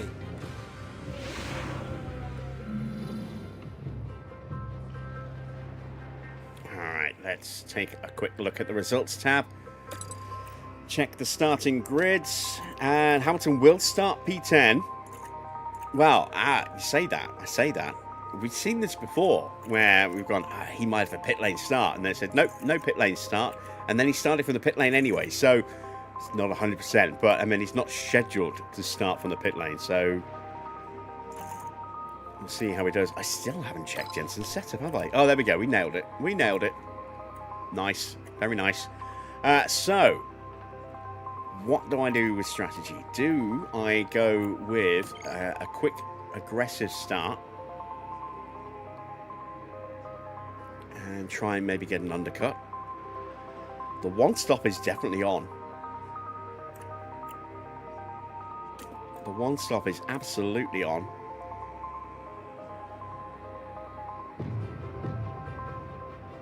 Softs to mediums.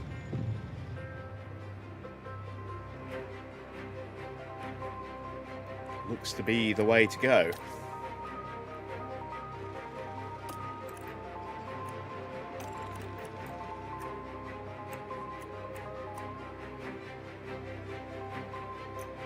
Yeah, be careful with the tyres. If the track temperature is warm enough to allow us to be careful with the tyres, then we really could be on for something special. But I don't know if that's going to be the case. We'll have to see. Let's move that slightly. There we go. What do I want to do with fuel? Probably going to get a safety car at some point, but do want to push the fuel. So we're going to put 2 extra laps in to start. That way we're not going to have too much extra fuel if we do get a safety car. We're going to go aggressive off the line, see if we can maybe get the jump on somebody. Into turn 1, into Sanderbot, or up the hill into Massenet. I don't know if we will or not, but it'd be nice to have that opportunity. We're going to start P3 and P5, so our drivers will be head to toe in sequence. It's going to be on the outside line as well, which might be beneficial. Let's see how we do. The start of the Monaco Grand Prix is next.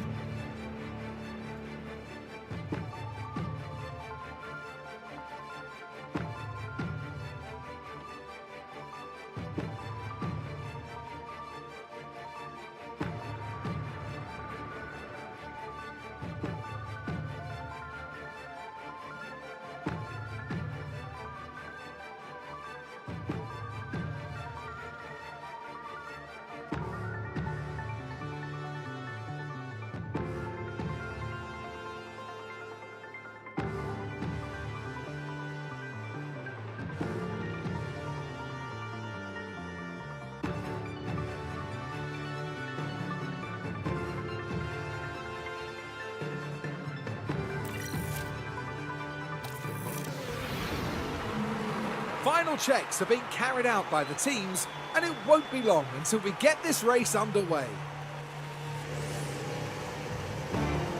And plenty of people watching on will be keen to follow Fernando Alonso's progress. It's a P2 start for them, an excellent opportunity, and no doubt they'll be looking to grab it with both hands. Yeah, still no race win This should for certainly be Alonso a in good this one, folks. career mode. See if he can break that today. Hopefully We're not, here because I and want the the win for streets are Schumacher. abuzz at the Monaco Grand Prix. Well, we're And settled it's for a bottom lights as out, well. and away we go. We're on the inside line, not the outside. Okay. We have got a yellow flag, and this is going to go red. It's going to go red. Oh, wow. Is that Maldonado? Of course it's Maldonado. Ah, dear, oh dear. Ricardo also out. So we can see what actually has happened here. Looks like contact between the two. Looks like there's a big chunk of Ricardo's wing missing. Can't really see what damage has been done to Maldonado at the front. Looks like he might have taken a little bit of wing damage here, or that might have just glitched. I think he might have glitched. But he's definitely taken some front wing damage. They're both out, and they're blocking the rest of the grid. Don't think anyone else is caught up in that. But we have a safety car already. Kind of wish I'd started on the... Well, no, I suppose. I wonder if we can see anyone switch to hard tyres. We've already got a few on hards. Let's see what happened. Oh, we've had a crash. We're on board with Maldonado. Yeah. He tapped Ricardo, which sent Ricardo into the wall by the look of it.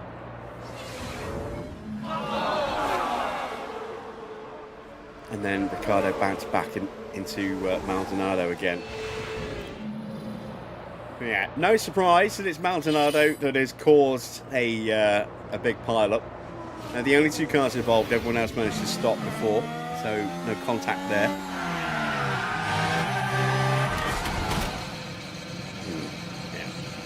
Oh, okay.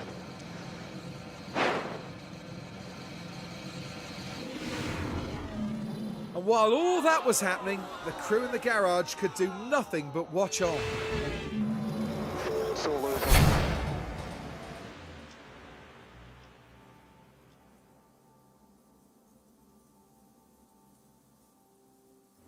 Red flag. Let's see. We're not going to make any changes. Well, I suppose there's not really much point putting on new tyres Yeah, no changes. That way I don't have to worry about changing any settings. Everything will be where it needs to be. Let's see how we do on the restarts. We didn't manage to jump anybody last time. Can we this time? And is anyone changing tyres? After a pause in this race, we are all set and ready once more. And it's lights out. And away Only we go. Gutierrez has changed tyres. Better start this time. So Schumacher will get ahead, or maybe not. Thought we'd get ahead of the Resta, but we didn't. We might get him here. No. Button's got ahead of Alonso though. That is crucial. Let's see what happened there. Look at the McLaren driver here. The opportunity's there. Lovely stuff. Lovely And stuff from that's Jensen. second place now. Managed to make it stick.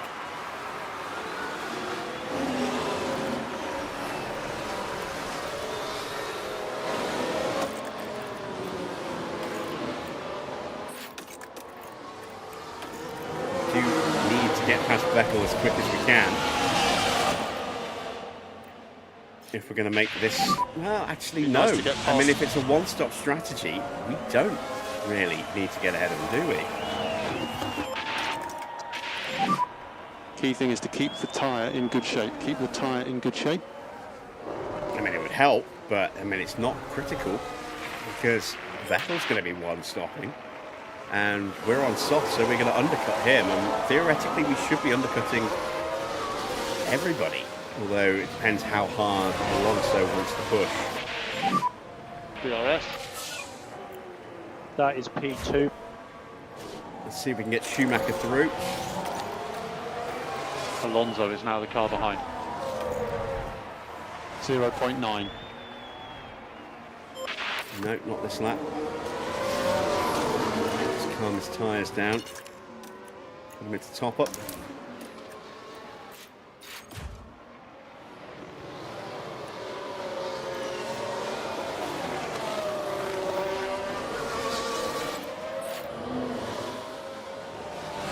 Theoretically, then, all we need to do is just tick away for a bit, push when we need to, and then undercut everybody, come out on a brand new set of tyres, and hopefully slot into a nice clear bit of track and start pumping in some very quick times before everyone else boxes. That's the theoretical. Whether it works that way or not, who knows? Right. It would be nice to get Schumacher ahead of Rosberg.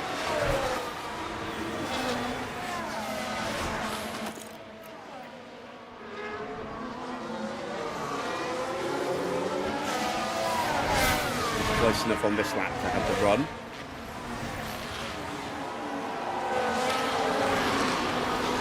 We can keep the pressure on.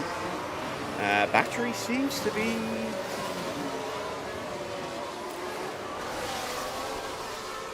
not burning up that much around this circuit.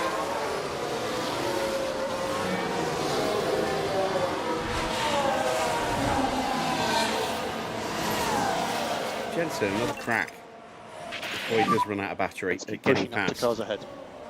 Do the same now with Schumacher before Di Resta closes up on Alonso.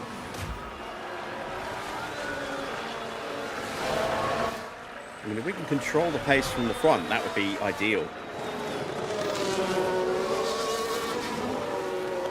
sure if we're going to be close enough to Jensen.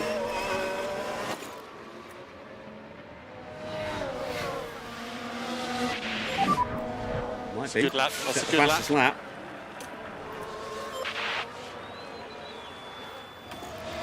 Let's try him. Cool the car.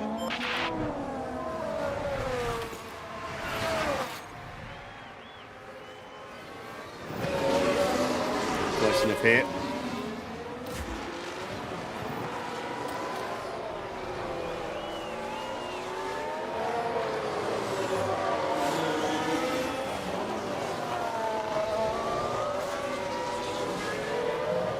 Hampton up to P7 thanks to that double retirement. Jensen having a little look at the chicane. Not able to make the move stick. Is Schumacher close enough? No, he's not. I think Jensen might be out of battery now. Oh, he's got just enough for the start of the lap. Really piling the pressure on Paul di Resta here.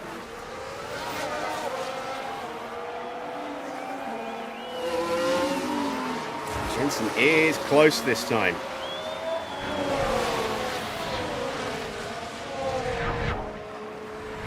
Not quite close enough.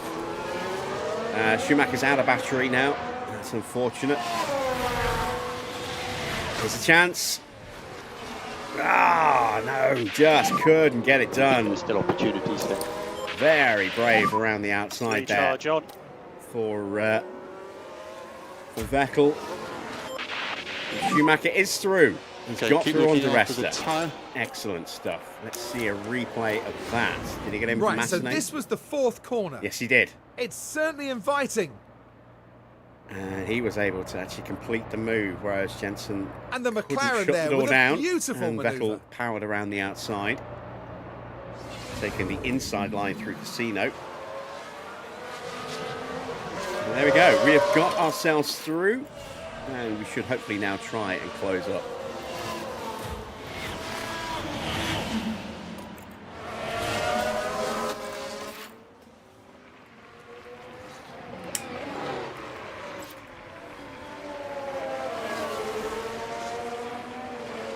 Already we've gapped di Resta.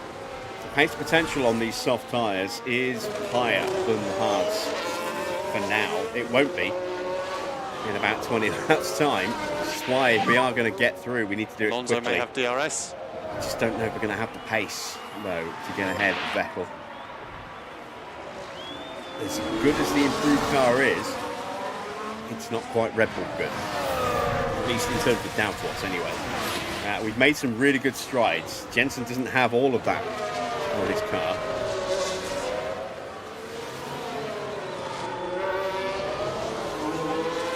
That's only on Schumacher, the new chassis. They've both got the new underfloor.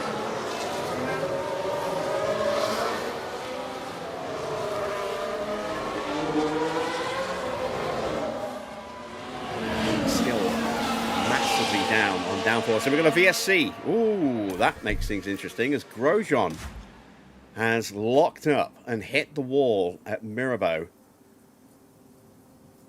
Ooh. I don't think we'll see a pit stop from anyone. Gives us an opportunity to refill the batteries.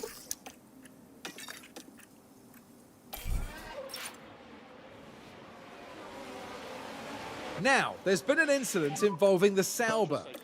Now, we might should be even go able to take a full look fuel here. save as well. Now, this was the Sauber. And unable to do just anything about that crash. messy lockup. That will have knocked their confidence, I'm sure. Be him out. And just like... Let's go into full fuel save as well. Suggest increased LICO. I've got no audio for Grosjean, have we?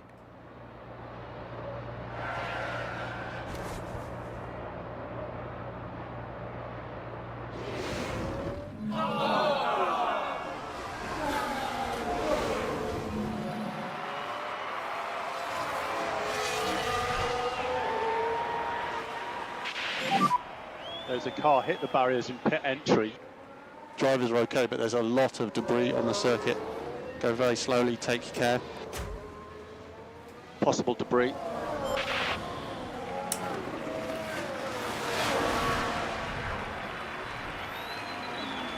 Normally I like to pop an advert when we get a VSC or a safety car, but it is very early in the Grand Prix still, P2. so we won't do yet. 0.7. If we get another one, we will. Alonso is For now the car we'll let behind. this one ride. Alonso 0.9. We are looking pretty good at the moment. Second and fourth. Both drivers have gained a place. Crucially, we managed to get ahead of Alonso. We do have a chance of getting ahead of Vettel. This will allow us to refill the battery, which we are desperately going to need if we're going to find a way past Vettel. And it gives Schumacher a chance to maybe make a run at Alonso as well.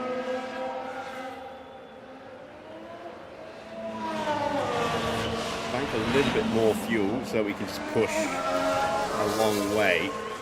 Track temperature is just under 40 degrees, air temperature only 22, so engines aren't going to overheat for quite some time yet at full push.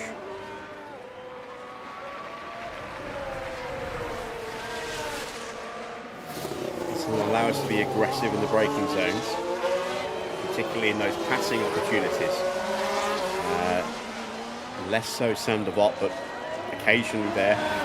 More often than not, our best opportunity is going to be Massenet or top of the hill. Maybe into the Nouvelle chicane. But they're pretty much it for overtaking opportunities around this circuit.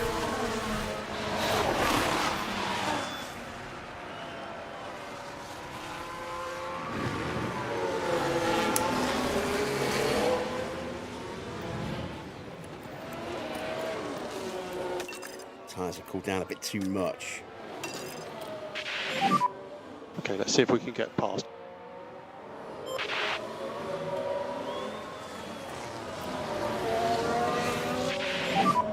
Pack is high.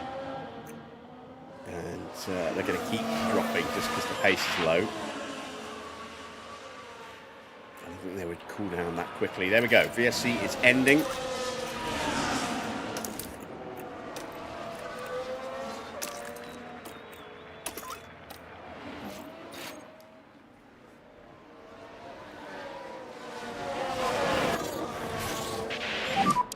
Suggest reduce a bit, lift and coast.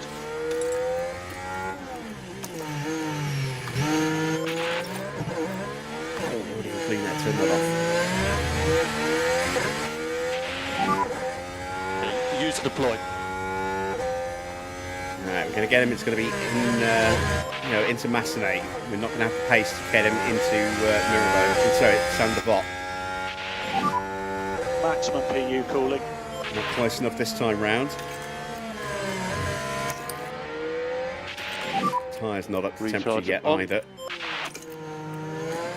Schumacher's also in clean air. We'll turn that off.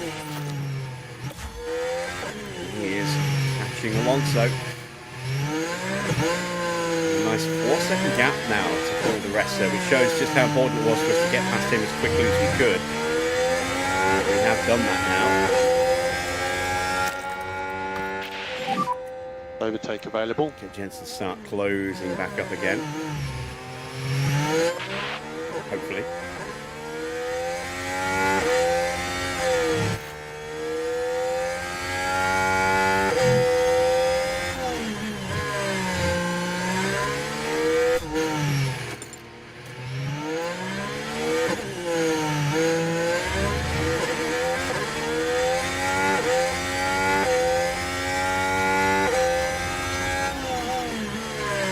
Now with the fastest lap. We're not close enough here. We might be with Schumi. No, not quite. We are just shy of where we need to be. Tyre temperature's still okay at the moment. We're happy at this tyre temperature. So let's just play the patient undercut game.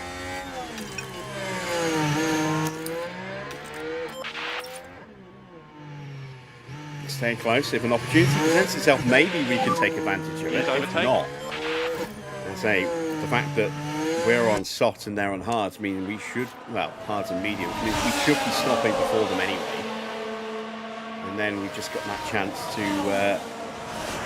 maybe jump them. It depends how hard Vettel is pushing those hard tyres. He may be going hard medium, and also maybe going medium hard, or he may be going medium soft. But Jensen's dropping back a little bit. A little bit of pressure from Alonso. That might help Schumacher into a window to try and sneak away through again.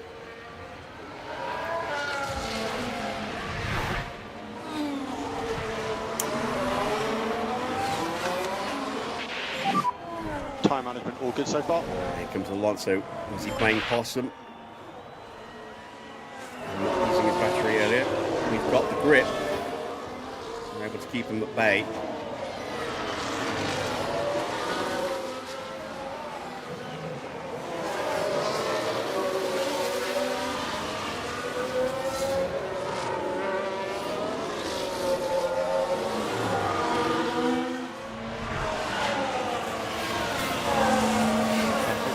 scampering away a little bit. I would like to get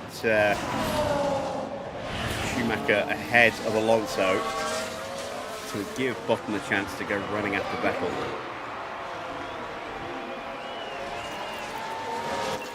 Still got some battery to play with, and we are going to close the gap. Drop the power again. See if we can maybe make Alonso back off a little bit by putting him under pressure. He can't get through. And see if we can get Jensen back onto Vettel again. He has DRS.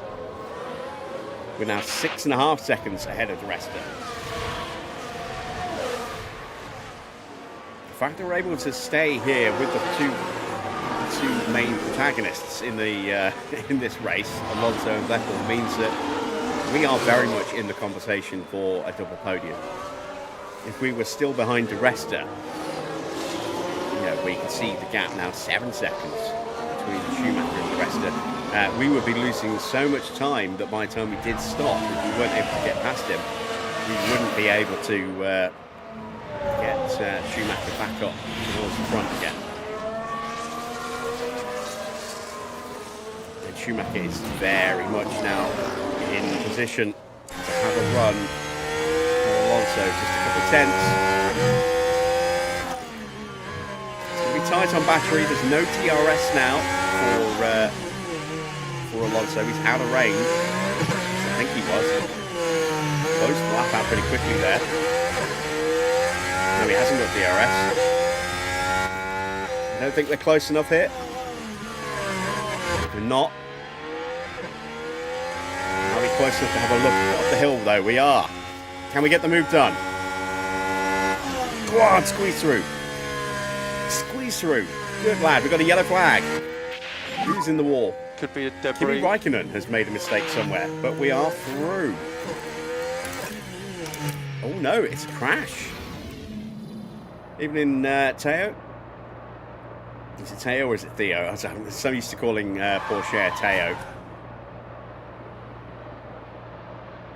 Yeah, a bit reckless there from Räikkönen, but he got the position. Look at the team there. They might get a all penalty knew for what that, though. Moment meant. Maybe the penalty would be worth it if he's that much quicker than Valtteri.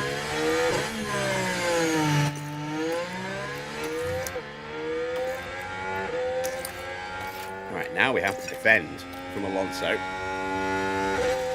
for a couple of laps.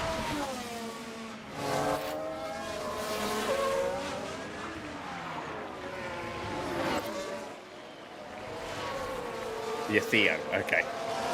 I'll try to remember that. Yeah, if I call it Teo, it's just going to be force of habit, just because of Porsche, so I apologise in advance if that happens.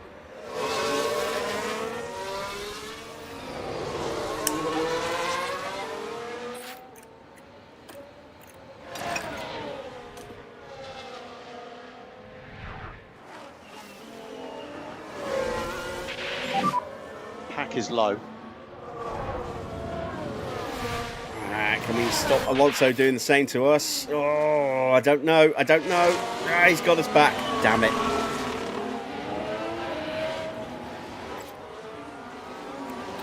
All right, let's save some battery.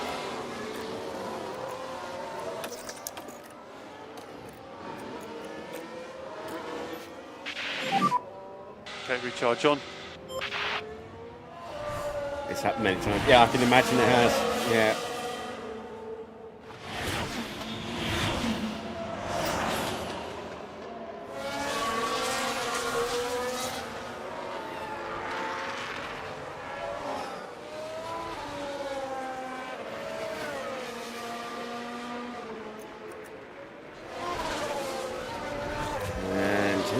Might have lost, I think he has lost the DRS, and Alonso is coming. Any feedback on these tyres? Is Alonso going to try and push his way through into second place? I really hope not. Recharge on is good. He's not close enough. All right. Räikkönen did get a penalty. I'm not surprised. That was a very aggressive manoeuvre. But he has not been able to pull away from Valtteri. Valtteri is still right there with it. So, hasn't worked out for him yet. He's got some damage as well. Let's see if we can see exactly what damage he's got.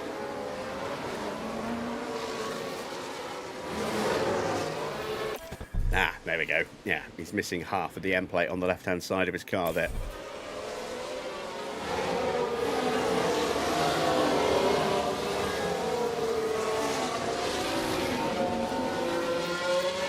Right, that's a bit of battery save for Schumacher. Let's go back to Jensen. Who are the drivers? This is from 2013 into the 2014 season.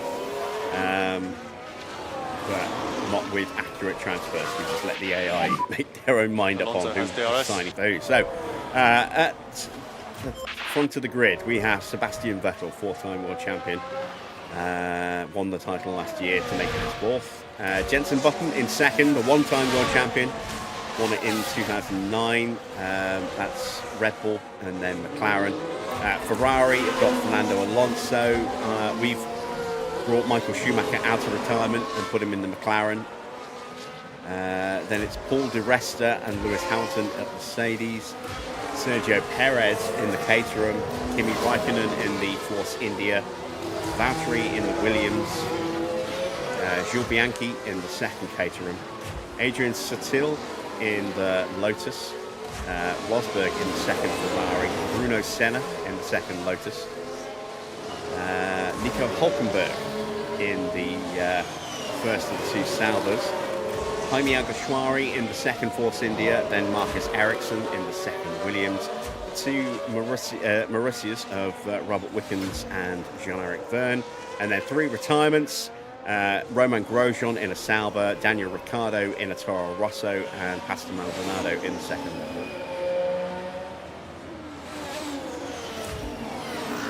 It's Michael Schumacher. Mick was 14 years old at this point.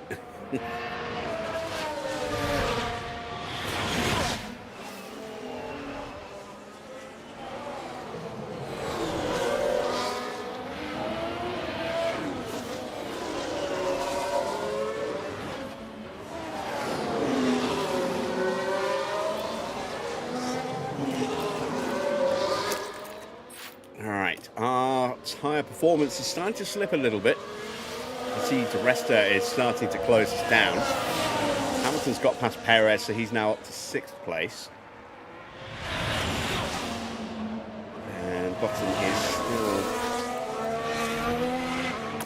losing a little bit of ground to Alonso. Use overtake. Thanks to a bit of defensive driving needed. We'll try and break away from him again.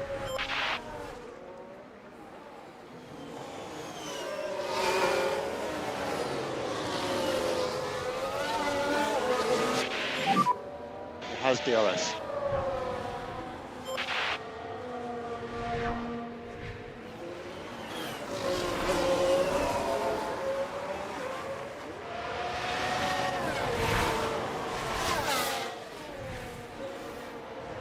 Opjo, is that Yano?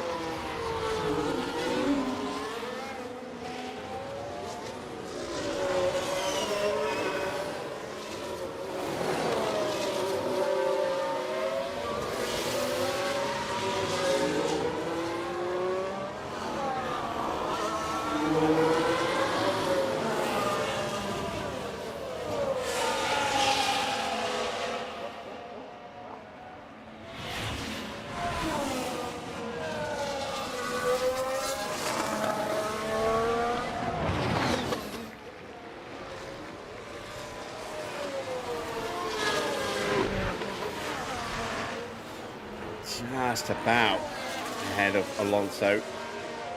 Don't think he got the DRS. He's very quick through that final corner or two, though. Very quick through the Rascas. Closes right back up through there. P2.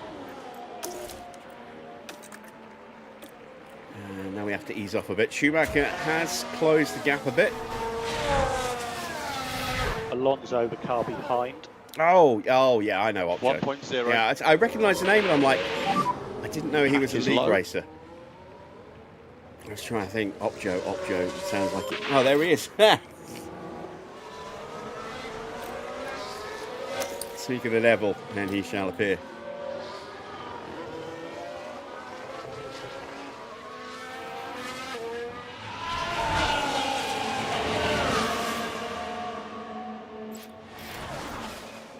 And once again, Alonso. Oh, wow. He just dropped the hammer, didn't he? Punched his way through. So our tyres are starting to go off a bit. There's still opportunities here. Let's see just how he made that overtake.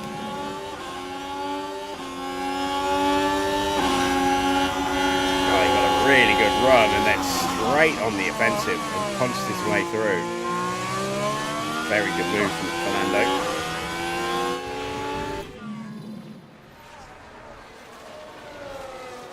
So we clearly don't have the pace to stay ahead of him without really compromising ourselves. So let's see if Alonso can drag us closer towards Vettel. Because it's still way too early for us to think about boxing. You can see we need to go about another 10 laps plus. It's going to make this one-stop strategy work. Unless we box now and go to hard tyres. Let me pause for a second. What if we came in early? I mean, we could do. We would get onto pressure rubber sooner. It would be slower, and I don't think we could have enough of a gap to drop into. We would be coming out ahead of Raikkonen, but behind Perez. It's not ideal. Let's keep an eye on our lap times. Compared to everybody else. Bad lap for Button last time because he got overtaken through the chicane.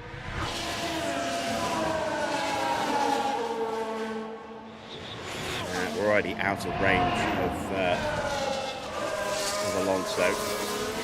Schumacher is very close, so I think I might swap the drivers round.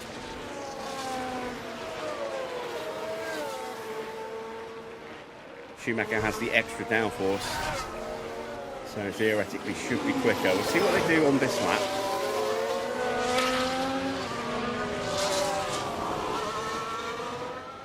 A 13.6 for Seb, a 13.3 for Fernando, 14.0 and a 13.9.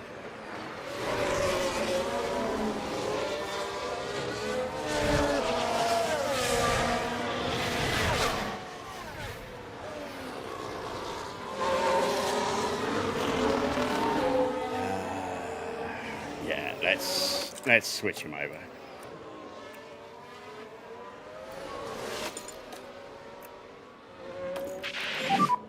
Swap position.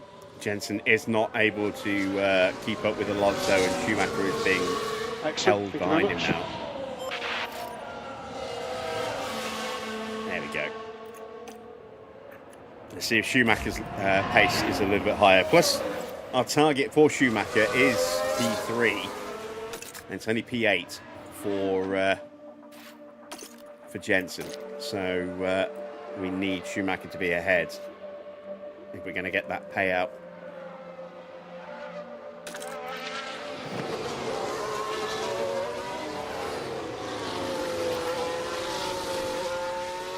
And I was looking at the gap here from Vettel. It's not. It's 6.5 seconds less. So. Yeah, we're looking somewhere in this kind of region here. Bianchi, Sutil, Bottas, Rosberg. That kind. Oh, I've read the messages. Yeah. I can see the veined insult there.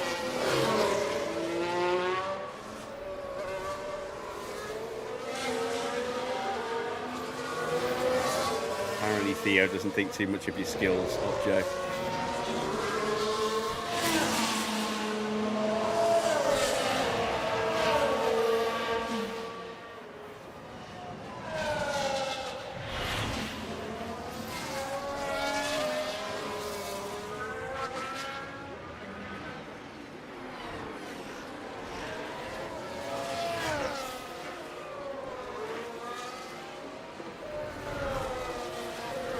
Vettel it's definitely pulling away from us. So we did a 14.0 last lap as we made the switch. Fly button did a 1:16.5. Let's see, are we quicker? No, we're not. Oh dear. Tyres are definitely going, and we are losing ground. Di Resta is definitely closing in on those much fresher hards. I'm starting to wonder if maybe hards over mediums will be the better choice. On paper it's slower, but it's a more durable tyre. We are starting to suffer with tyre wear.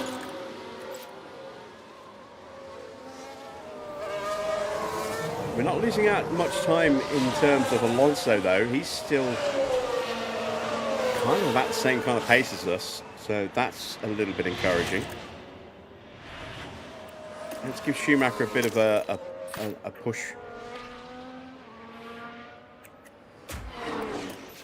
I'm going to put Jensen into defensive mode here. Make sure that Paul Di Resta doesn't suddenly try and ambush us. How's this tyre?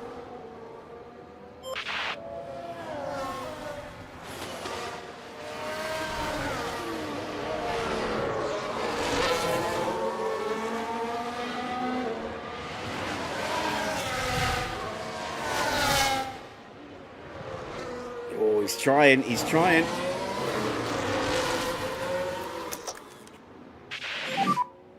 Use overtake. Come on, stay ahead, stay ahead. There you go. And recharge should be on.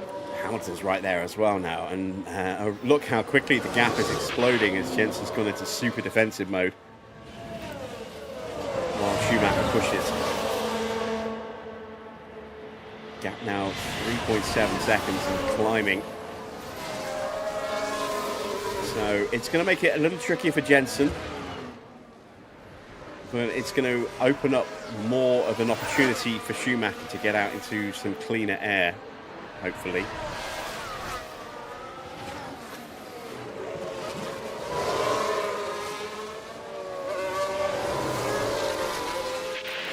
Push Jensen's battery here as well. Pretty much full. Overtake available.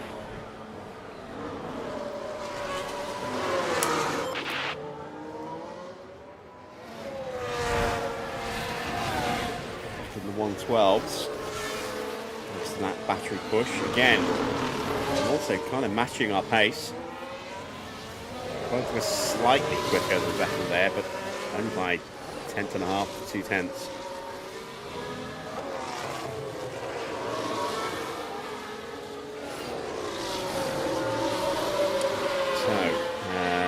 If we were to box now, we would be coming out somewhere around Raikkonen and Bottas. We need a little bit more. It's not quite there yet. Let's go to top up.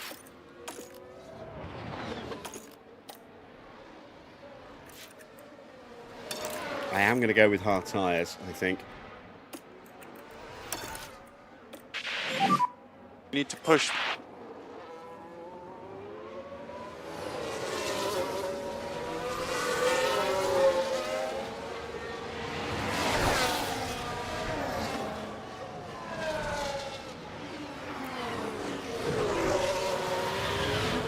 I think it's a safer choice.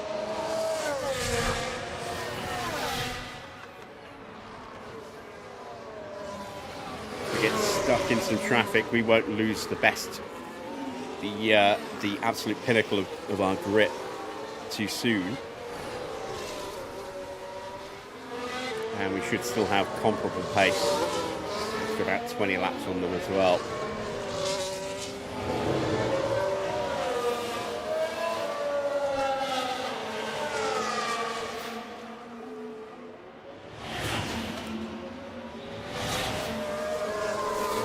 Put a couple of seconds on that gap.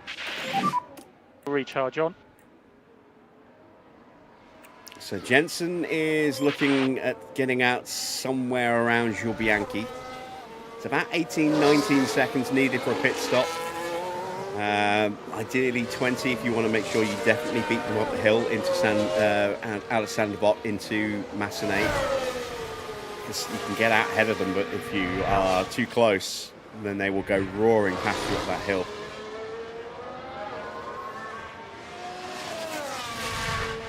Oh, no, I read them, but I didn't read them out. I read the messages as they were being typed.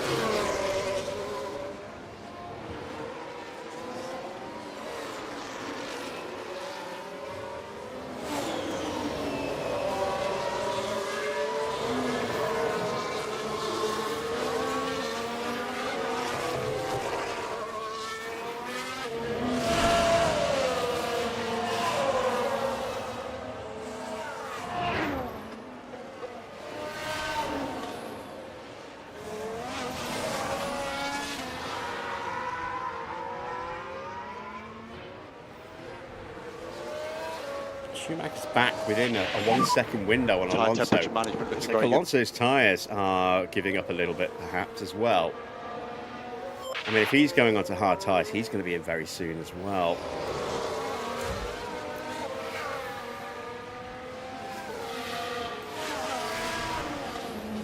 Pit window opens up next lap.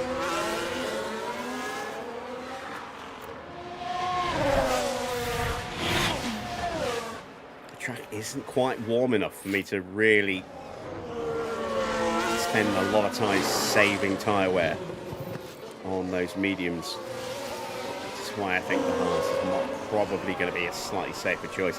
That said, if we get a late safety car, then going mediums, being a bit more aggressive, and then going on to another sort of soft would be the better option. But that's working on an assumption that's not a guarantee. So you see Alonso's pace has picked up again, which means he might be about to dive into the pits. I am going to go hell for leather for a lap or two here with Schumacher. Make sure I definitely get an undercut on Alonso.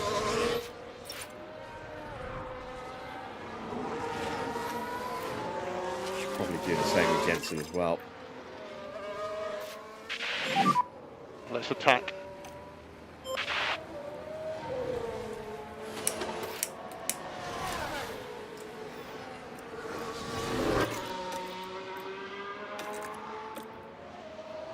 Kimi Raikkonen is in. We are ready for you.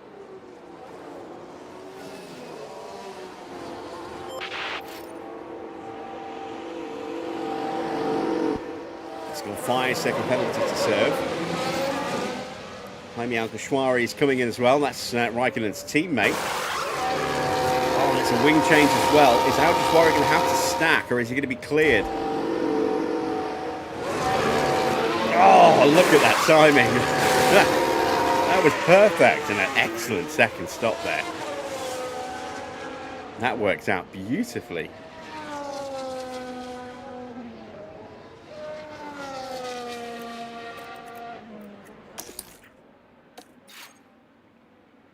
I've made no impression on Alonso at all this lap.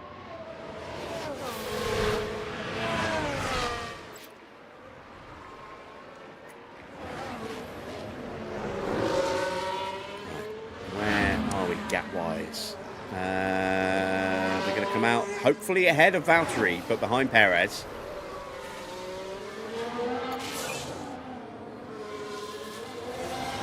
Jensen should just about make it out around Bottas, maybe ahead of him, maybe behind him.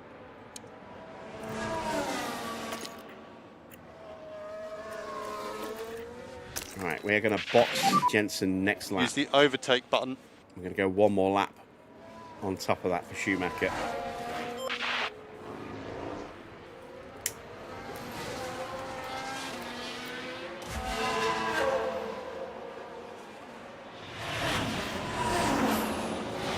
fact, no, I'm going to box Jensen this lap. I just hope that I've done enough. Do I want to... I'm gonna go hard tyres with Jensen. I might yet go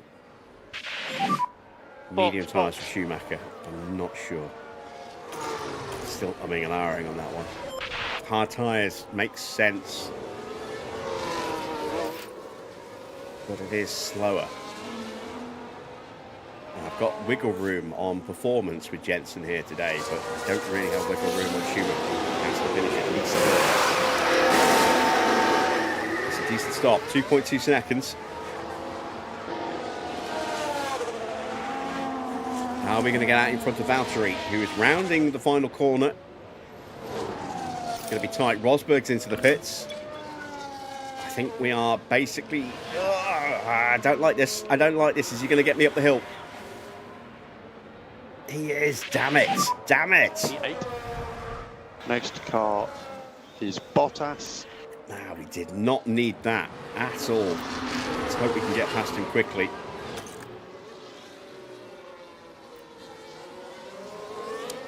Could maybe have done with one more lap. Never mind. It's too late now.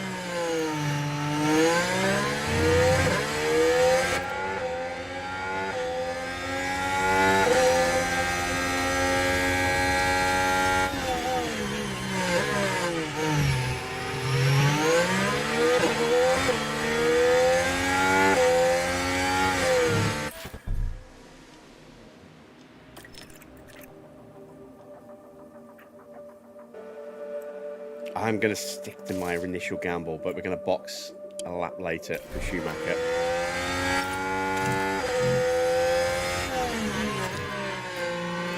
Right, have to get past Jensen. Get Jensen past the Valtteri.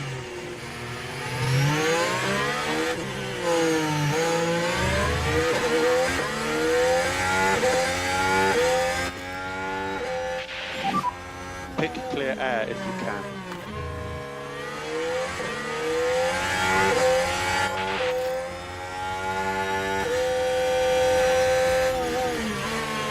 Damn it.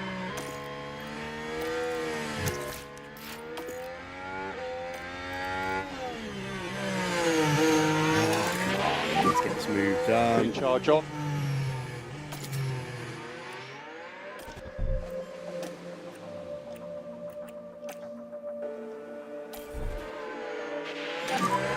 Key thing is to keep the tyre in good shape. Keep the tyre in good shape. One more lap for Schumacher and then he's into the pits. I'm treading a fine line now between judging this to perfection and staying out too long. Alonso may well box at the same time as us now.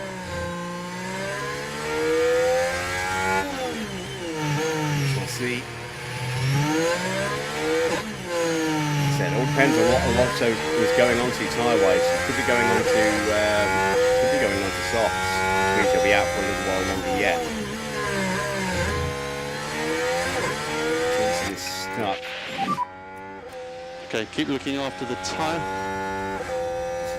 Very quick pace for Valtteri at the moment, 1 minute 12. He's pushing. Maybe he's about to stop. In a couple of laps time, so we'll just settle in to a rhythm. It's the new fastest lap for Kimi Raikkonen and now Nico Rosberg. 1:11.9 for Raikkonen, 1:11.5 for Rosberg. We've got a fault for Jean-Eric Verne. Alonso has not boxed and we are in.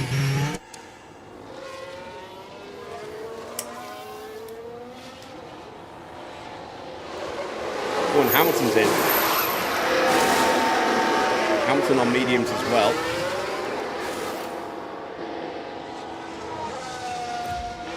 And he's gone hard tyres.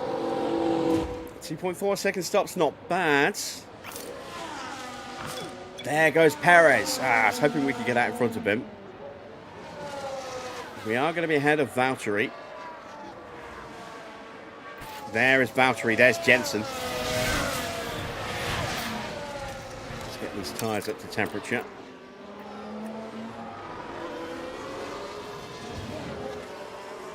We need to start pumping in some good laps now. We're going to get ahead of Fernando.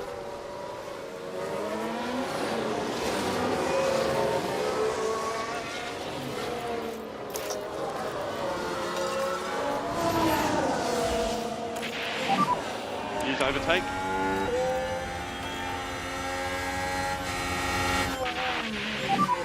Cool car. Valtteri almost left a big enough gap for us to squeeze through.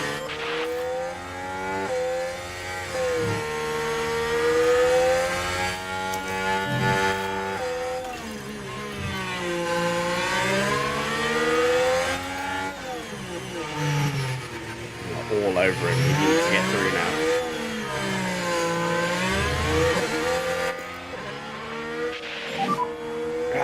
God damn it. That happened to me the other day. Happened to me last night in Spain. We've got a good run up the hill here. We're too far back because we lost too much time.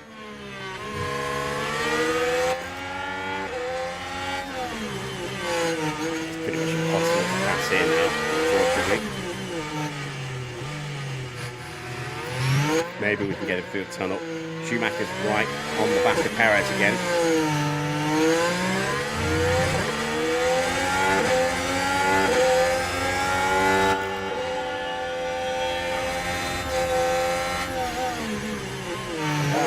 Couldn't quite squeeze through once again. Getting screwed over, and look at the gap that's opened up now between Valtteri and Schumacher. 1:14.8. We lost 2 seconds. Schumacher's about to punch his way through.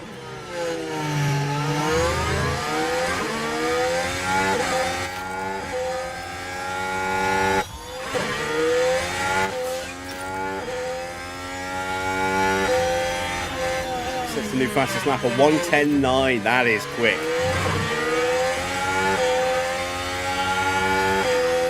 This time, surely. No! Oh, come on! We are losing too much time. And cooking the tyres.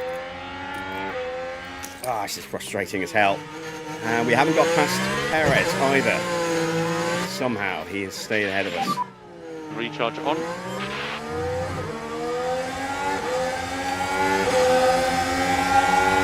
There we go. Outside line. Late on the brakes. We got him. We got him. That was critical. We had to get that move done. We still need to get Jensen through.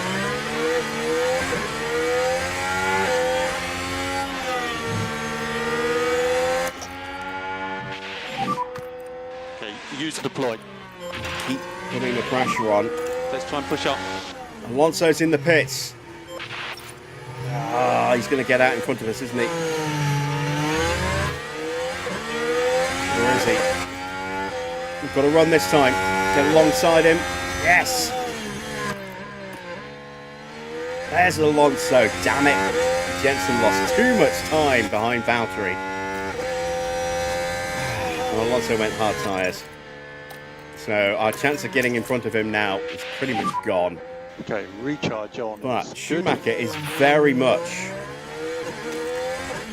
in contention for second place. With 30, we're back just about 30 seconds or so behind Vettel at the moment. So he's going to box whenever he wants to and still probably get out in front of us. He's got like a 10-second safety margin at the moment. We've got to be careful with the tyres. We're out of battery. Look at that, we pulled out 2 seconds on Valtteri since we got past him. That's how much time we lost. We are closing in on Alonso, but Alonso's tyre's not up to temperature yet. We're 1:14.1 last lap. 1:12.1, there we go. 2 seconds quicker, instantly.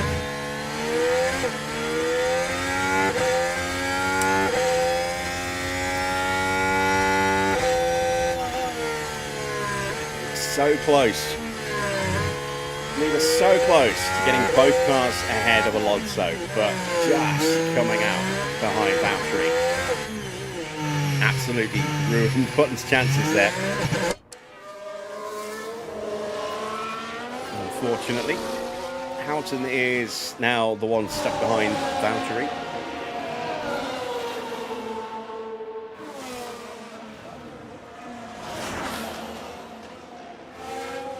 also stuck behind Perez.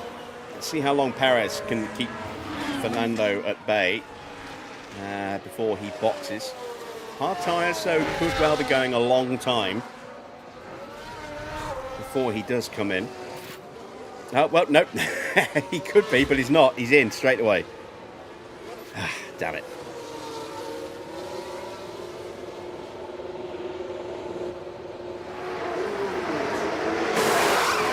Let's go mediums to the end.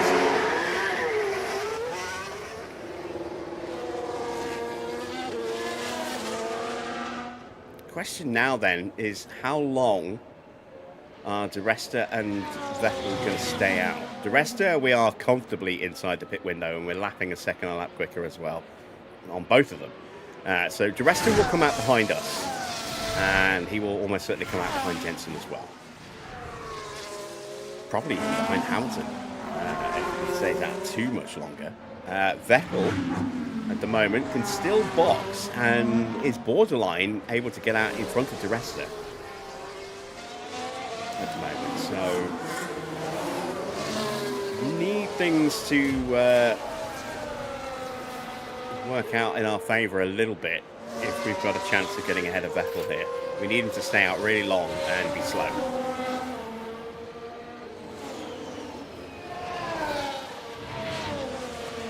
As we put a lap on one of the Mauritius. Not sure which one that is. I think that's Jean-Eric Verne. No, it's not. It's Robert Wickens.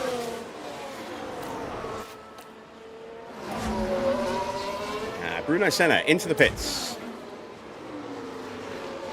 And is he on hards at the moment? Yes, he is. He's on for medium. So we're starting to see the hard tyre boxing window open up. Which means Vettel might be in soon. We've got the gap down to 27 seconds or so. 27 and a half. Tyres are cooling down nicely. Let's just turn them up a touch. Let's blast the battery again.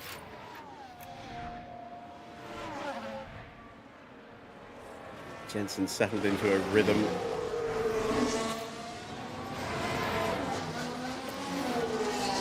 In personal best sectors, I could push him a little bit more, but I'm not going to yet.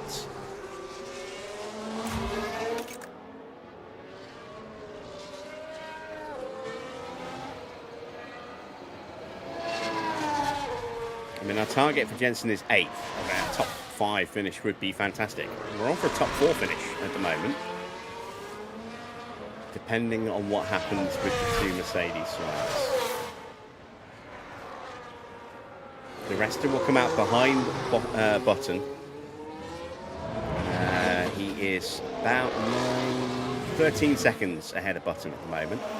And about 17 seconds ahead of Hamilton. So he will probably come out behind Hamilton as well. It'll be tight with him with Valtteri. Oh, it'd be sweet if he comes out and gets stuck behind Valtteri for a lap or 2 before Valtteri boxes. I don't think we'll be quite that lucky though. Although you never know, Valtteri's pace, 1:12.5, much quicker than Di Resta on that last lap. And he did not have traffic anywhere. His tyres are dying, look, a 1:13.9. 1:13.4 this lap. Schumacher did a 1:10.9. Thanks to draining the battery. We are very, very close to it again. Valtteri's in, so that takes that option off the window. So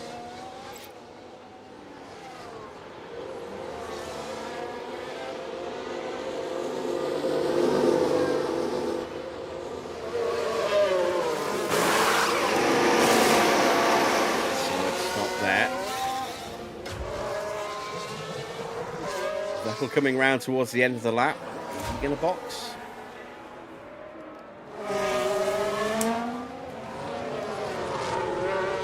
Not yet.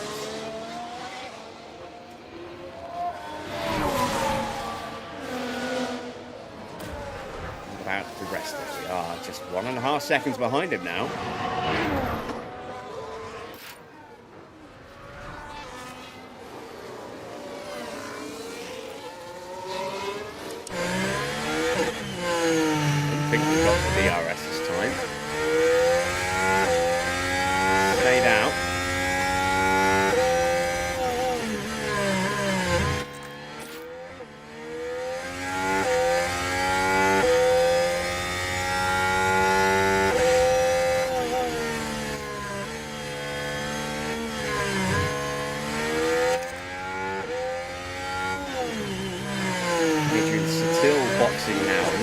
cars left. It's just the front two after Sutil. Medium tyres. Through goes Rosberg. Bottas will get through as well, as will Al Jaswari and Bianchi. Probably Hulkenberg. Yeah, there goes Hulkenberg now. That's Nico. He will get out ahead of his teammate, though, who is a lap behind Sebastian Vettel. There's Vettel and Senna. And Sandoval.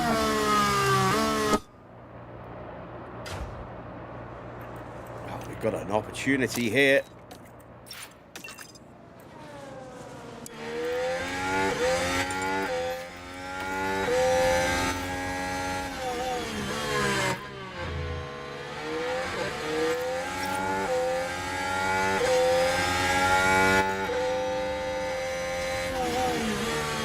Lap.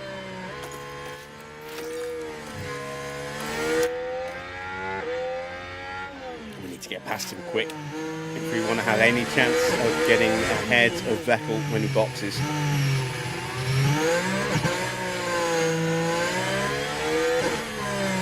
Means I need a bit more battery.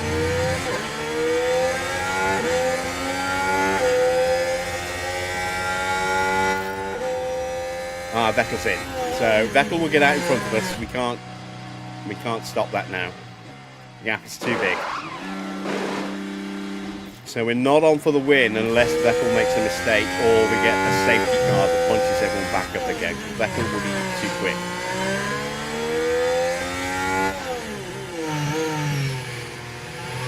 The rest stays out.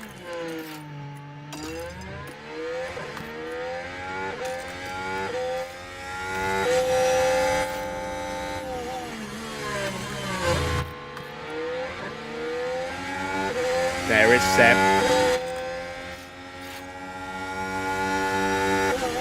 And we get through. Look at that, how close we were. He needed 20 seconds for the stop. He got out 2.5 seconds ahead. Let's see a replay of our overtake with Schumacher here.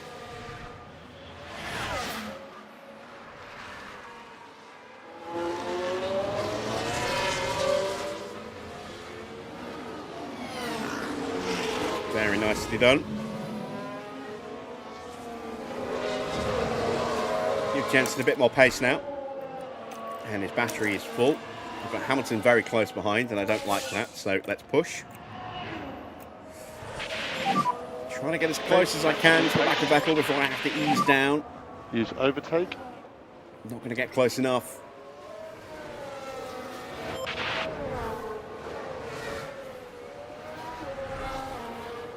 I'm out of battery, and I need to cool down these tyres.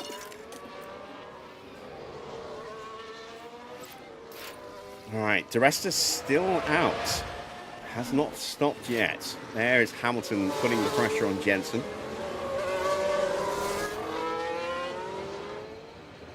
So what we need now is Di Resta to stay out even longer and hold up Alonso.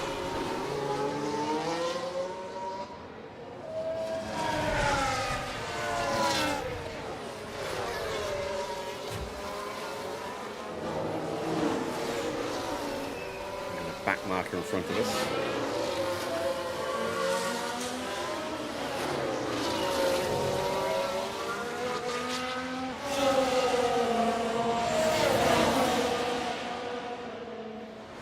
Here comes Fernando. Gets the inside, and that's going to be a successful overtake. That's what he did to us when he got us. So, unfortunately, didn't get held up that much. We would definitely have had a slower lap though. And Di Resta is into the pits. So he's going to come out ahead of Perez. Oh, yeah, that stopped, but he should still comfortably get out in front of Perez.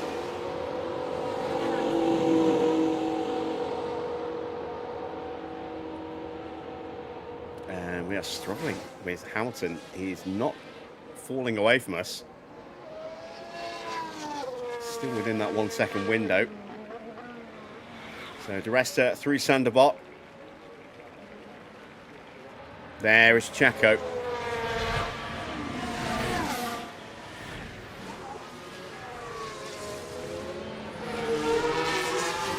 That should be pretty straightforward for Di Resta in how he will start to close in on Jensen and Lewis.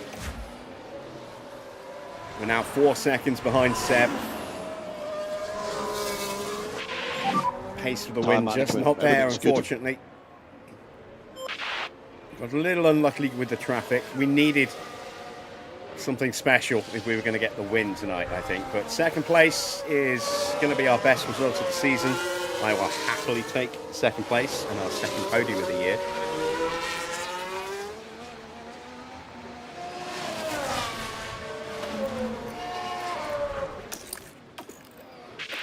We're almost out of spare Reminder fuel. for the recharge button. Alonso is now just a second and a half behind Schumacher. And lapping about a second and a half quicker than us. We are not pushing the tyres that hard at the moment. That's one of the reasons. Yeah, I'm going to go full defensive with Schumacher. Do not want to lose second place. It'd be lovely if we could get third place with Jensen as well, but I think we're going to struggle just to stay ahead of Hamilton here.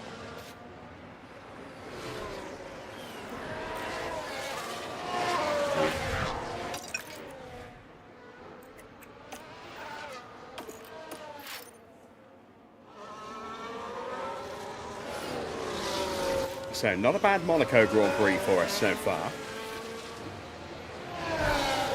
We are past the halfway point, quite comfortably past the halfway point now. Heading towards the final third.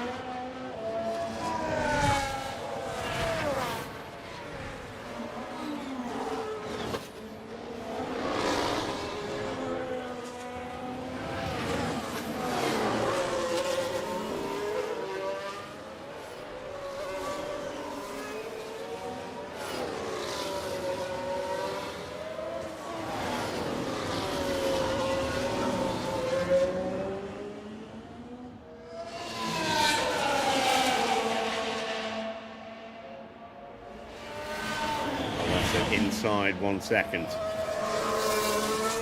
and I'm getting nervous now because I don't know if we're going to be able to keep him behind.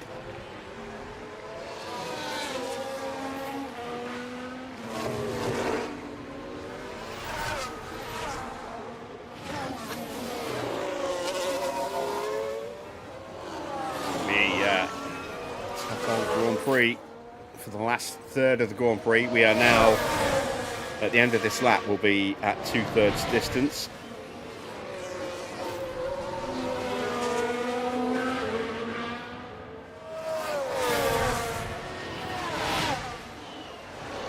And it's going to be an uncomfortable 26 laps, or 27 laps now, with Schumacher having Alonso breathing down his neck all the way home.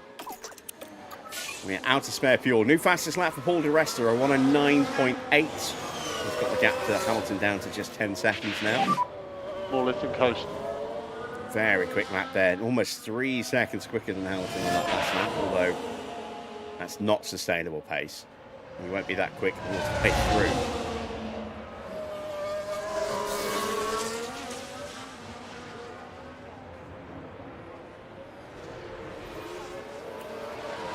We're basically going to sit on our DRS activate, not our DRS, sorry, our ERS activation here to make sure that if Alonso has a run at us, we can put the battery on and try and keep him behind us.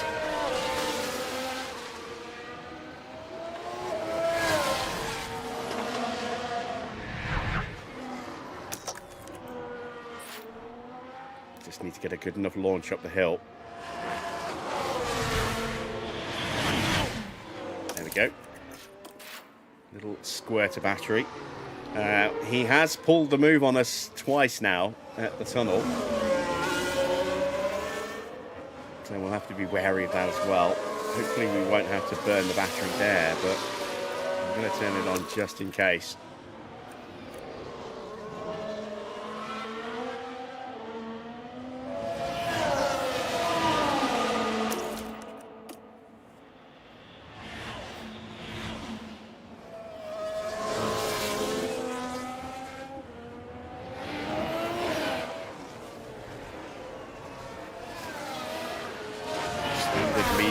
or aggressive cards, which is going to be the right decision.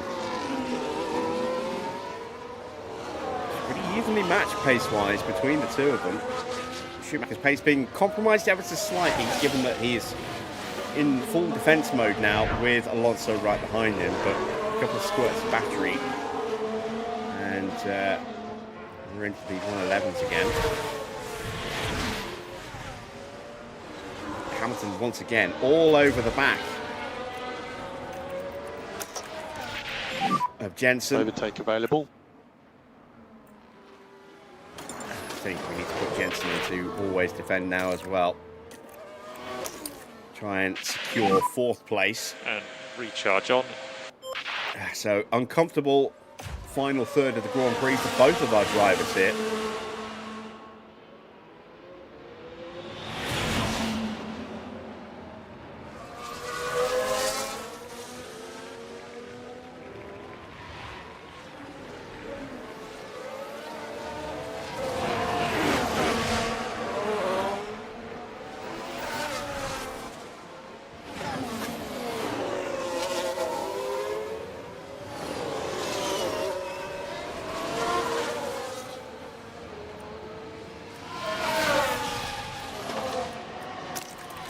Just lurking, isn't he? Look, having a little look.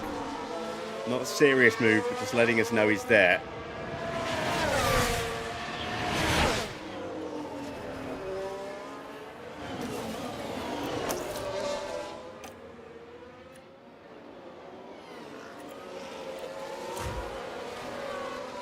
Hamilton doing the same with Jensen.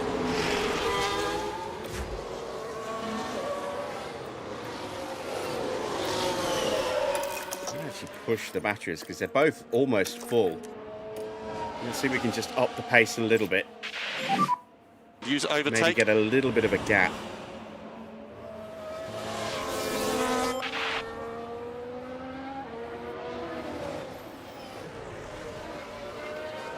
We've got one to Lewis. Let's take Jensen out of always defend while he's pushing. We'll do the same with Michael as well. We'll take that gamble. Oh, I don't know, Gent. Alonso's close. Maybe we stay in always defend. Yeah, let's stay in always defend with Michael. I do not want to lose 2nd place.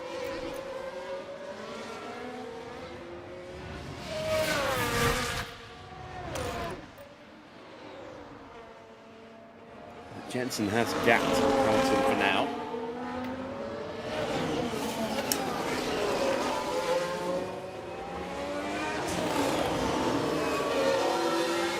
That was not Vettel that we saw in front there of the Williams. That was Ericsson and Gutierrez.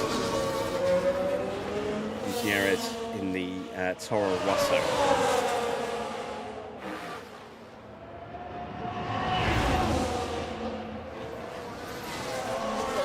Vettel is unfortunately a bit further ahead. He's into La Rascasse now, coming up to the back of one of the Marussias again.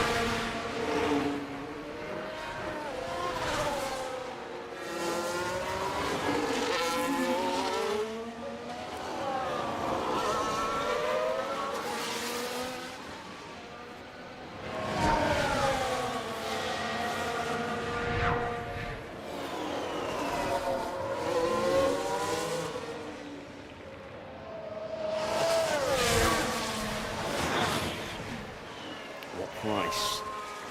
Seb doing something stupid in the last 21 laps, or 21 and a half laps. That would be amazing if he does something stupid.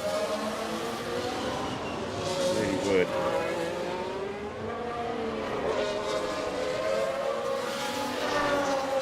I'm looking at my tyre wear and I am doubting whether I made the right choice.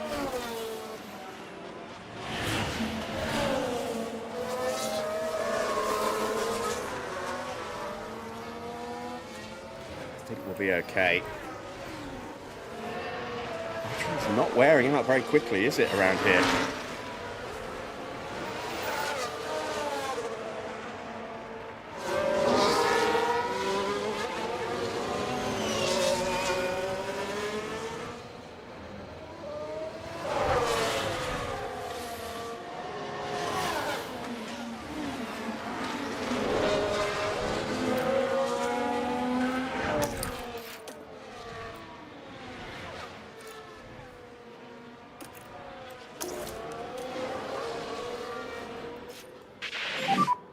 focus on recharge. Let's see if the traffic is kind to us and not so kind to Fernando.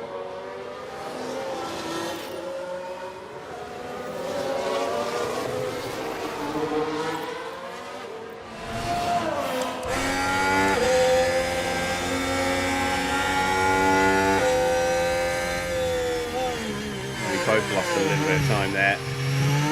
Favour one over the other. Next up is Esteban Gutierrez.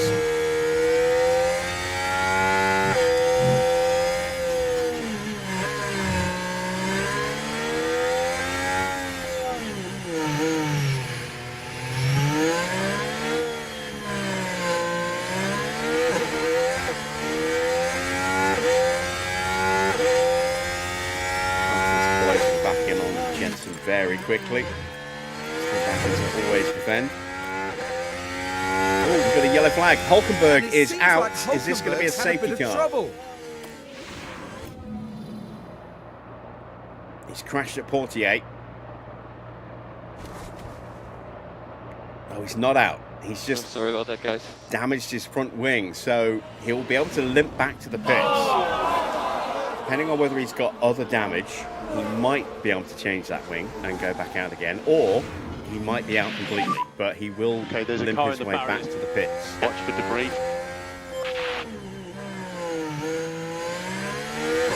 He'll be very slow as he does it, but not that slow. Let's see. Any other damage, or is it just the front wing? Did he break the chassis or the suspension? Or just damage them? I don't see mechanics out. It's a retirement. Yeah.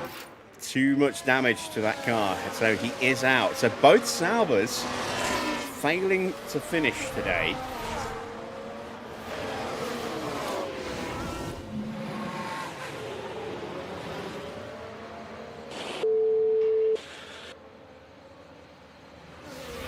With them only 3 points behind us in the Constructors and us on for a podium, we're going to open up a nice healthy gap on them today. And we are ahead of one of the Ferraris with one car, and ahead of both of the Ferraris with the other car.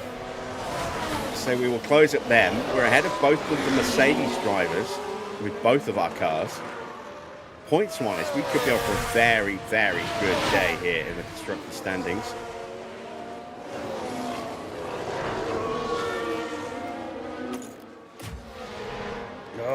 Oh, here comes Hamilton. Overtake available. Use that battery. Use that battery. Come on. I'm so glad I clicked. We haven't got it done yet. He's going to squeeze me out.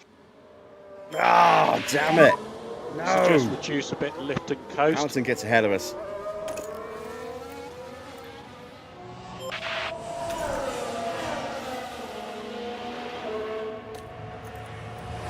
Oh yeah, I mean, it's the stupidity of if you can. car pulling into the pits and not running over all the engineers who are sat on their chairs going, oh! I've always disliked those because they're always looking at the wrong wall. I mean, historically the monitors have been, you know, to my tracking one again, haven't I? Let's turn it back off again. Not quite sure why that gesture's turning it on. It's not supposed to be that. But normally they're looking 0.4. straight out of the pit box.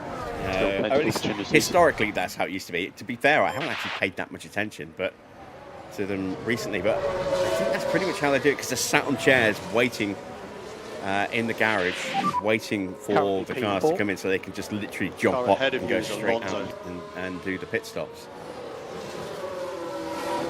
Now Watson we got the can move see back. what happened. Right, let's have a look as we go into turn 4. Yeah. They How'd you like that, decide to Lewis? give it a go. Return the favour. Stick that in your pipe and smoke it. Closer and closer to that podium. Now it... Good lad. Good lad. I'm glad I didn't turn shit down there.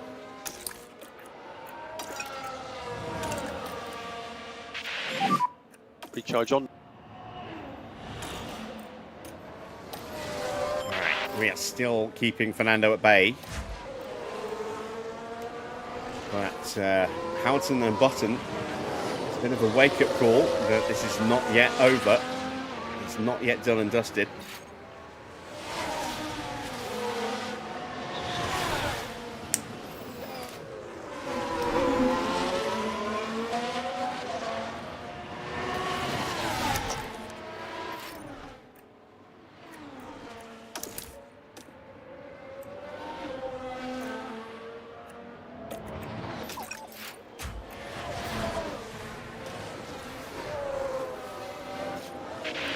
So easy to get suckered into just watching one car, not paying attention to both of them. And that almost caught us out.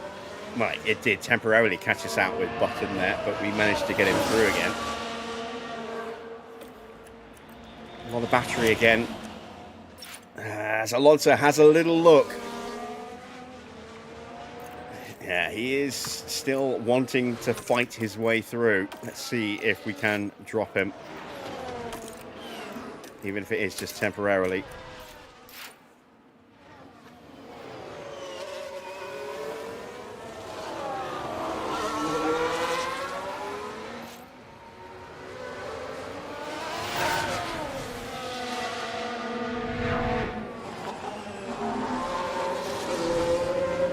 If things stay as they are, we are on for 30 points today. 18 for Schumacher, 12 for Jensen. Ferrari are on for 17 points, 15 for Alonso and 2 for Rosberg. Mercedes are on for 18 points, 10 for Hamilton, 8 for the rest of them. So we are outscoring all of them. We're even outscoring Red Bull at the moment. They're on for 25 points for the win. And Sauber not getting anything means we will pull out a nice little gap from them. Wickens going to play ball. No, he's not. Get out of the way, Wickens. Where's that there? No, it's medium tyre, so that is Wickens. Right, we get through. We've got DRS. Alonso gets through. He has the DRS still as well, so that hasn't helped us really. Into the last 15 laps.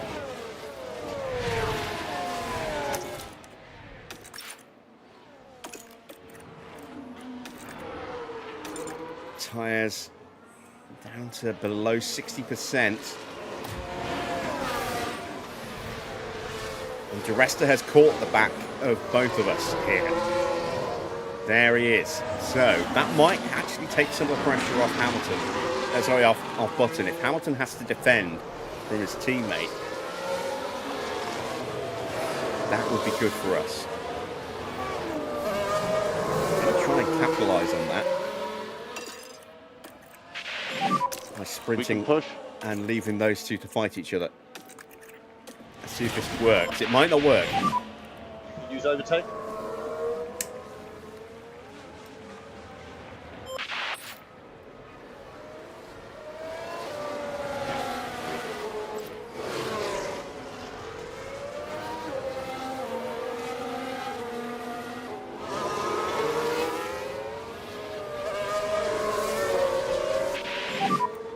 Has DRS. I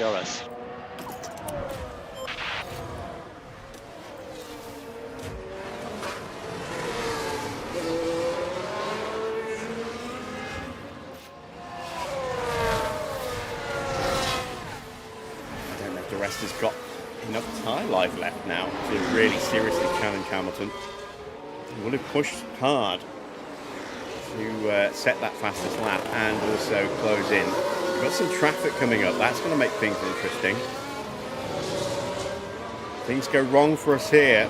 It's going to go very wrong, and we're going to drop behind a pair of them. At which point we'll probably just box, put on a fresh set of soft tyres, and just hammer them because we'll have a gap to Perez.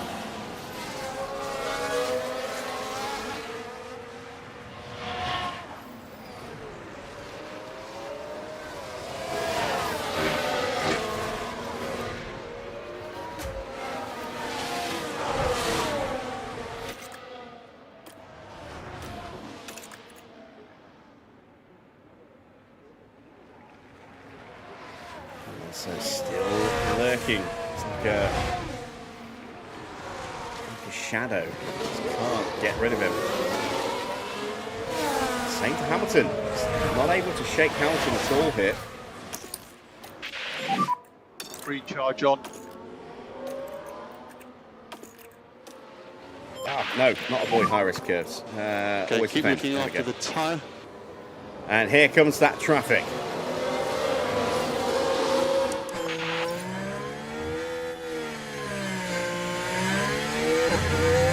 So this is John Eric third.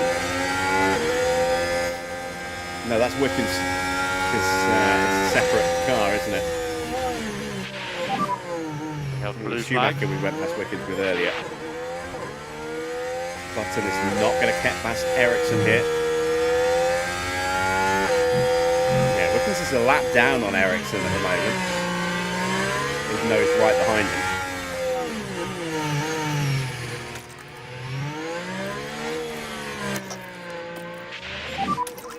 Use the overtake button.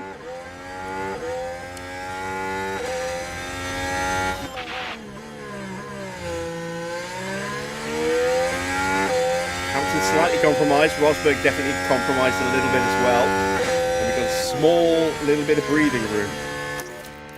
Whew, okay.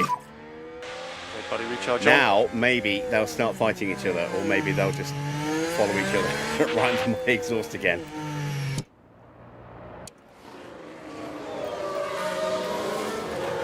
Yeah, Hamilton's already closing. Right, back up again. Let's take a look at Schumacher. We've got battery back in the car for him again if we need it, which we might do soon. We've gone past Al Jaswari by the look of it, so next up will be Bruno Senna. Senna's already been lapped a long time ago by Vettel. Vettel now about to lap Sutil.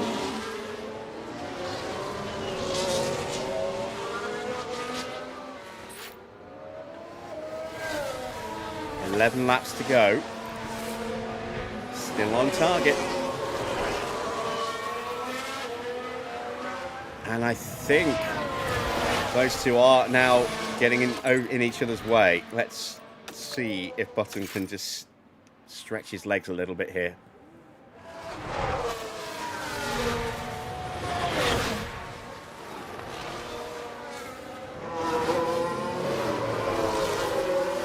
I'm not happy to defend. Vettel has pretty much got a pit stop on us now. I mean, he would come out right around us. He might come out just ahead or just behind. But, I mean, if he was on fresh tyres, he would be so quick anyway that he would get through. He's absolutely going to get ahead of Jensen. He's going to come out either just ahead or just behind Schumacher or Alonso if he were to box now. 20 seconds is that gap. You need about 19, 20 seconds.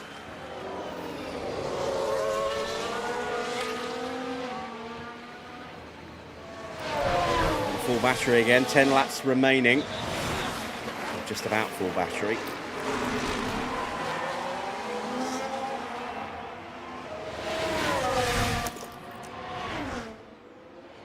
Alonso's having a look.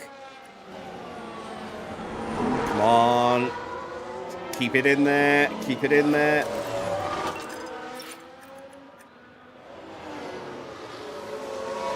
No! Oh! We're still there. We're still there. I thought I heard a thunk. I thought I heard contact. Oh, he's got me on the acceleration. Ah, damn it. Damn it. Can we get him back? As Hamilton's got back onto Jensen again. All right, let's pause for a second so I don't end up losing another place while I'm trying to get one back. There we go. Ah, so frustrating. So frustrating.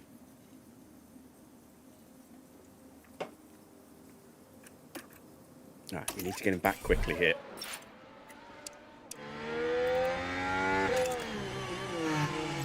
Cannot let him try and scamper away from us.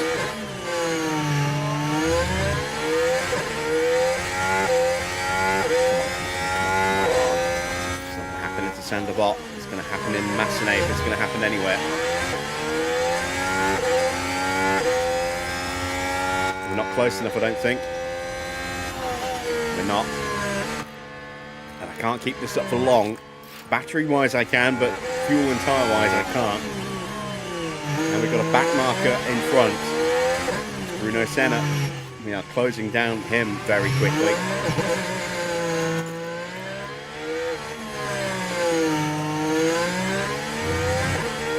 Right, got a better acceleration than us, I think.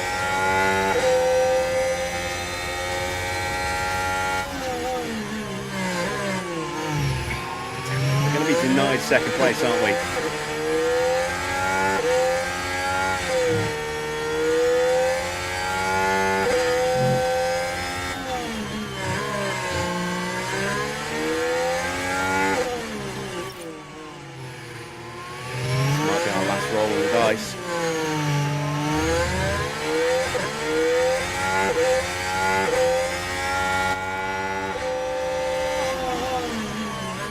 Not close enough there.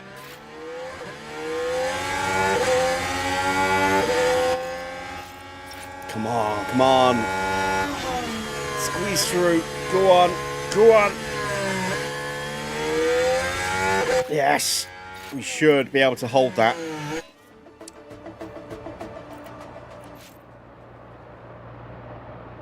And we do. Thank God for that, because, yeah. Tyres and fuel. Tyres and fuel.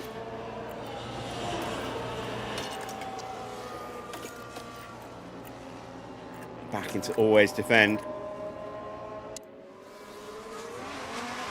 All right. Woo. Second place is still on.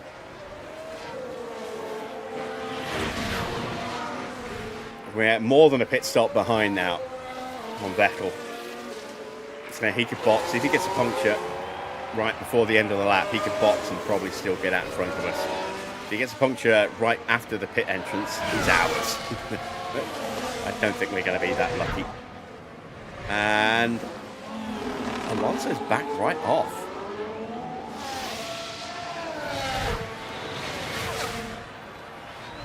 Did we just kill Alonso's spirit? Did we just break him? I think we might have broken him. I don't know, but we are pushing on the battery still, so maybe that's why. Jensen is staying ahead of the two Mercedes, but they are still hounding him at every single turn. Again, we've got battery and we've got a back marker as well. Let's push. Try and get past before the Nouvelle chicane. Hope that the Force India has to doesn't let them through.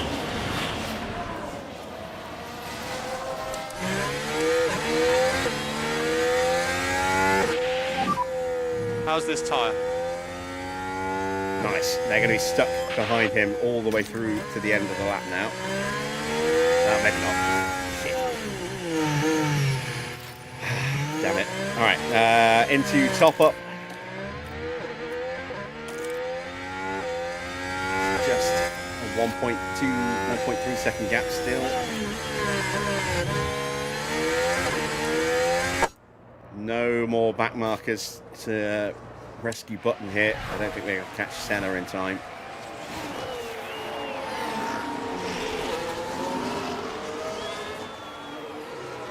Tyres are good until the end.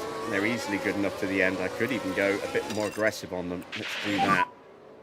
Maximum pace, maximum pace.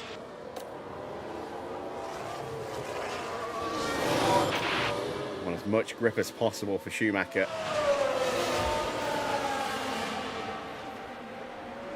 This is back in the 1 second again.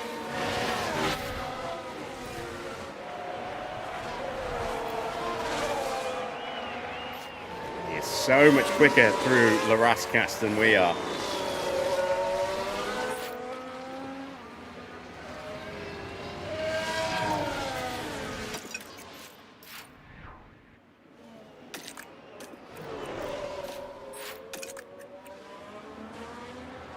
Here he comes again. It's not close enough this time round. He is getting closer. Jensen has that nice little cushion again. And reminder for recharge.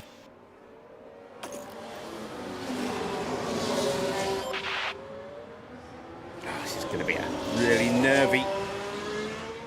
nervy last few laps here.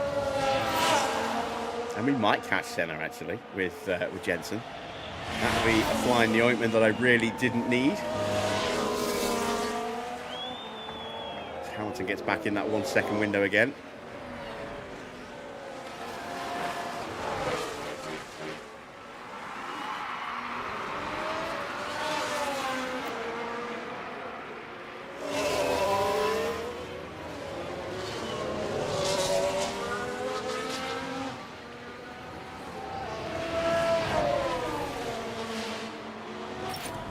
Let's get another look. I can feel it.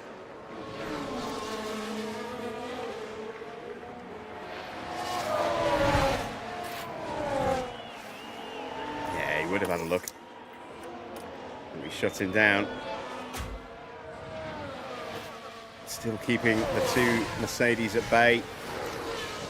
Jensen doing a bang-up job in P4. I wish I'd selected P6 as his target instead of P8. I did not expect his car to be as quick without that chassis upgrade that Schumacher has.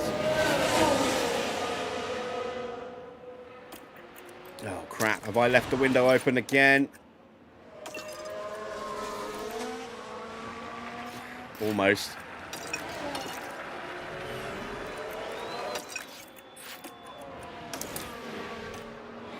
Oh man, Alonso is going to make this a brutally tense last 3 laps. I don't like this. Come on, Schumacher. Hold him back. Here he comes again.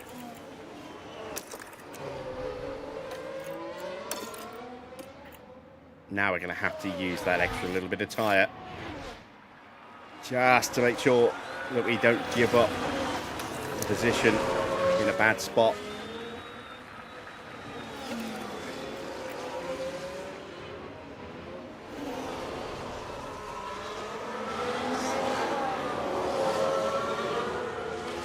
We might see Jensen just appearing in shot there, but we didn't.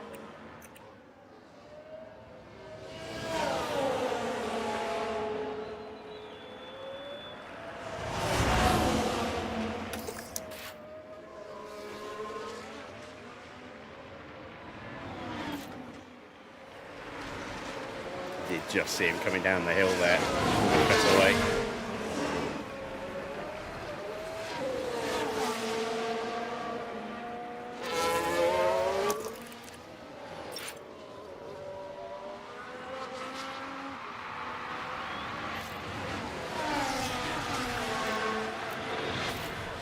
Two laps to go. Two very, very nervy laps.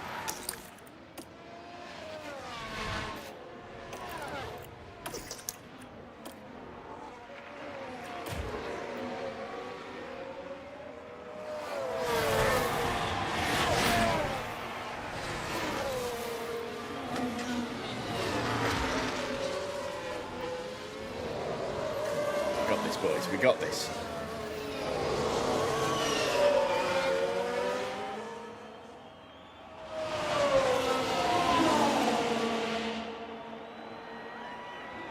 Vettel is about to start his final lap. He's nearly 27 seconds clear now. There we go. Vettel across the line, through Sandoval and up the hill. There he goes. We just saw him flashing past it up the hill. He's on his final lap. We're about to be on our final lap. We're going to drop everything we've got left, pace-wise. I'm going to stay and always defend. I'm not risking anything there. Use overtake. Final lap. Suggest reduce a bit, lift and coast. We've got a gap to Fernando. We've got a big enough gap to Hamilton.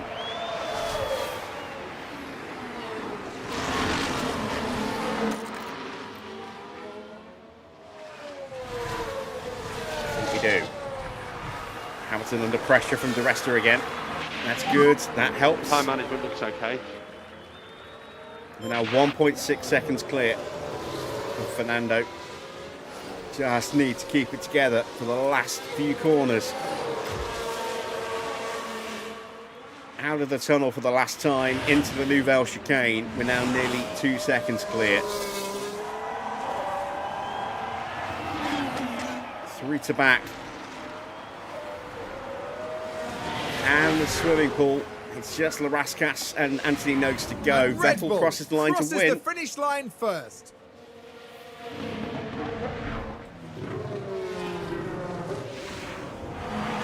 What an amazing finish to a thrilling race. It's a real testament to their skill and the team's engineering.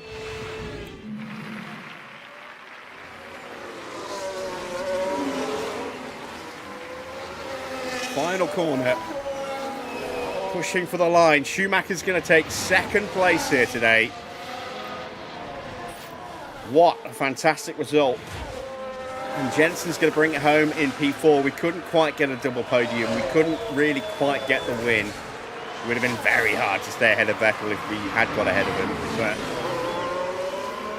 second place and fourth place. That is a mighty 30 points in the constructors. And we get to put on a podium cap. Okay, that's the checkered flag. There we go. That's Bridgestone P4. podium.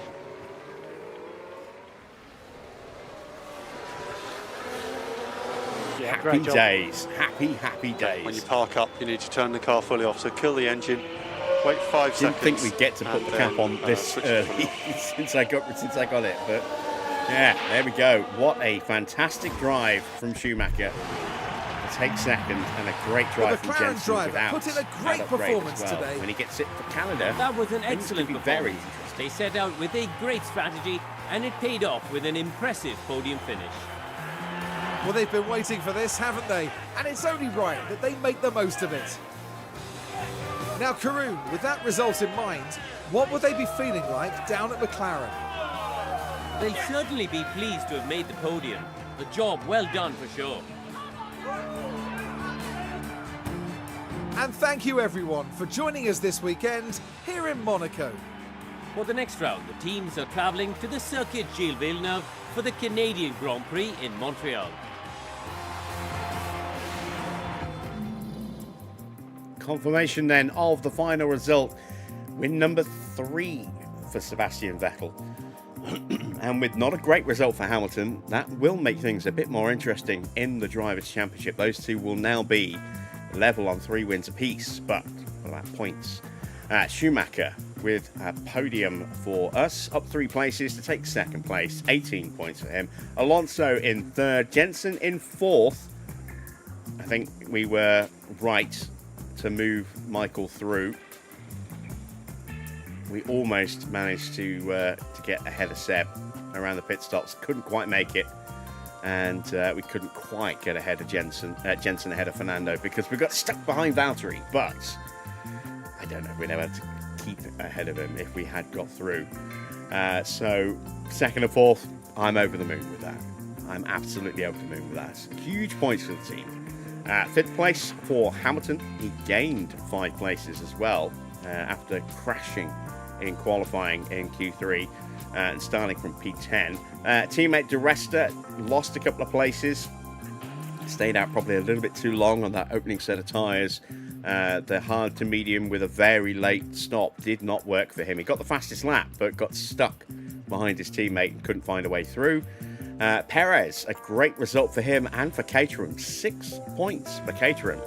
And he definitely deserved it on the strength of today. Qualified well, only dropped 1 place overall. And that was because of Hamilton coming through. So, yeah, great race for Perez. Raikkonen in 8th place, 9th for Rosberg, 10th for Valtteri, 8th, 9th and 10th were lapped. So Seb lapped everybody up to 7th place. That's a very impressive drive. Then, going a bit further down, Jules Bianchi at his home Grand Prix, just missing out on getting a point. Finishing in 11th, Satil 12th, Senna 13th, Al Jaswari in 14th ahead of Gutierrez and Ericsson. Wickens and Verne, both multiple laps down. 2 laps for Wickens, 3 for Verne after that damage that he sustained.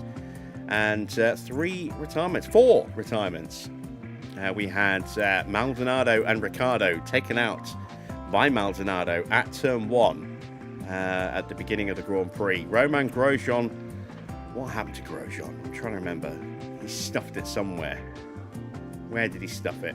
Oh, he locked up at Mirabeau, didn't he?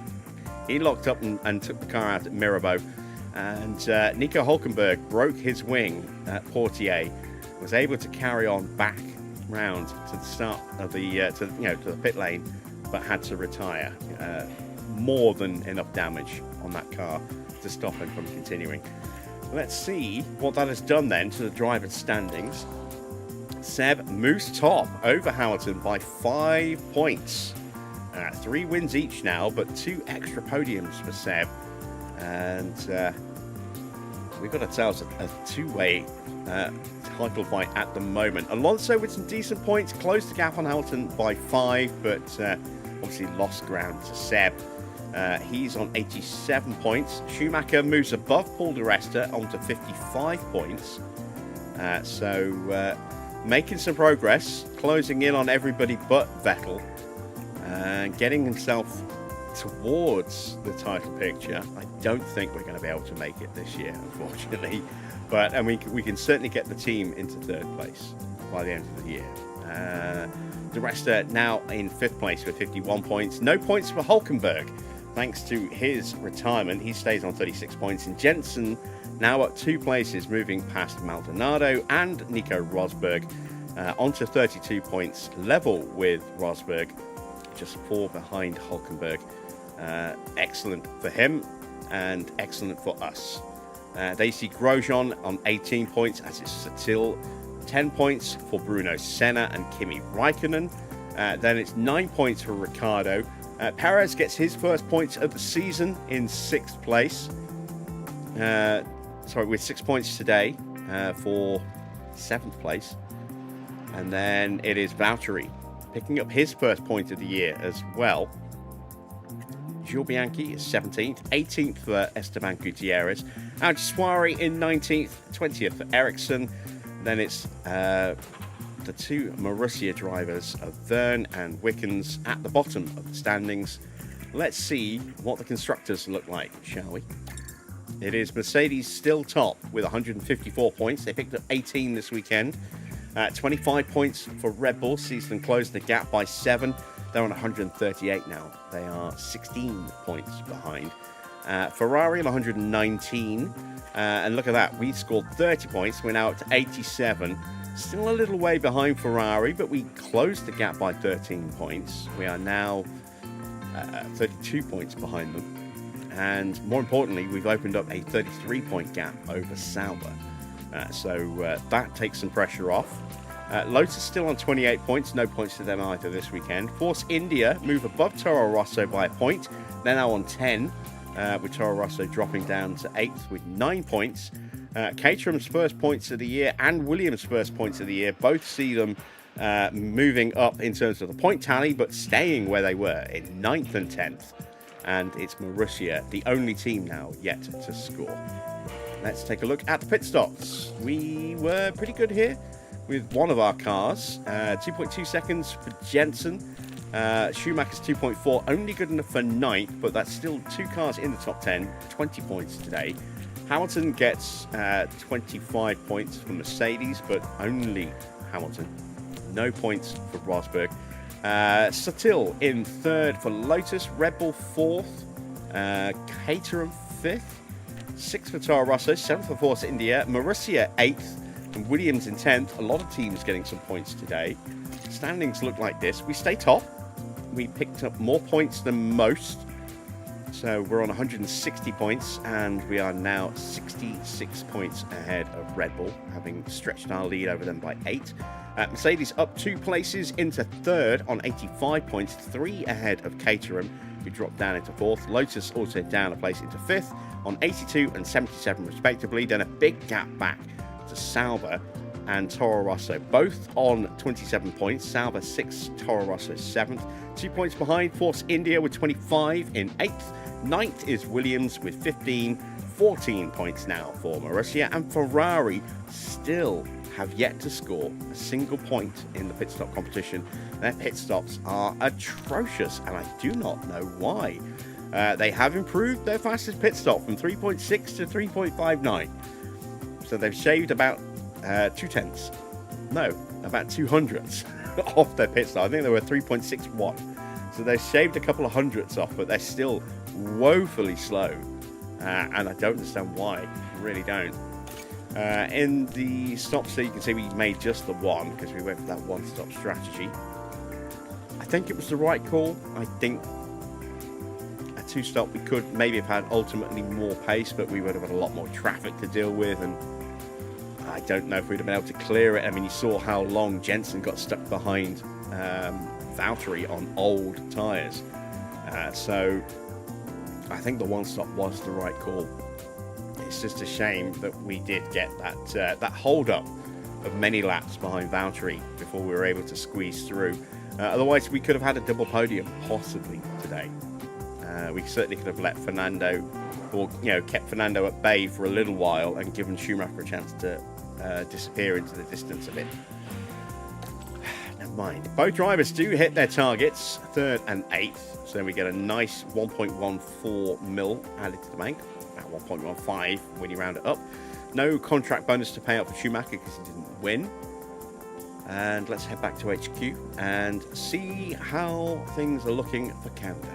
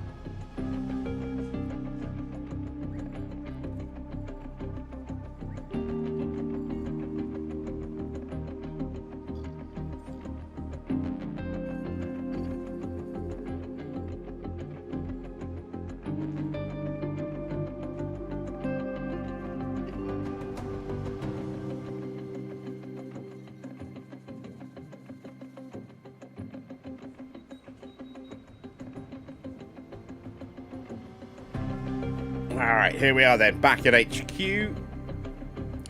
No pop-ups for improved skills, unfortunately. We've got 3.1 mil in the bank.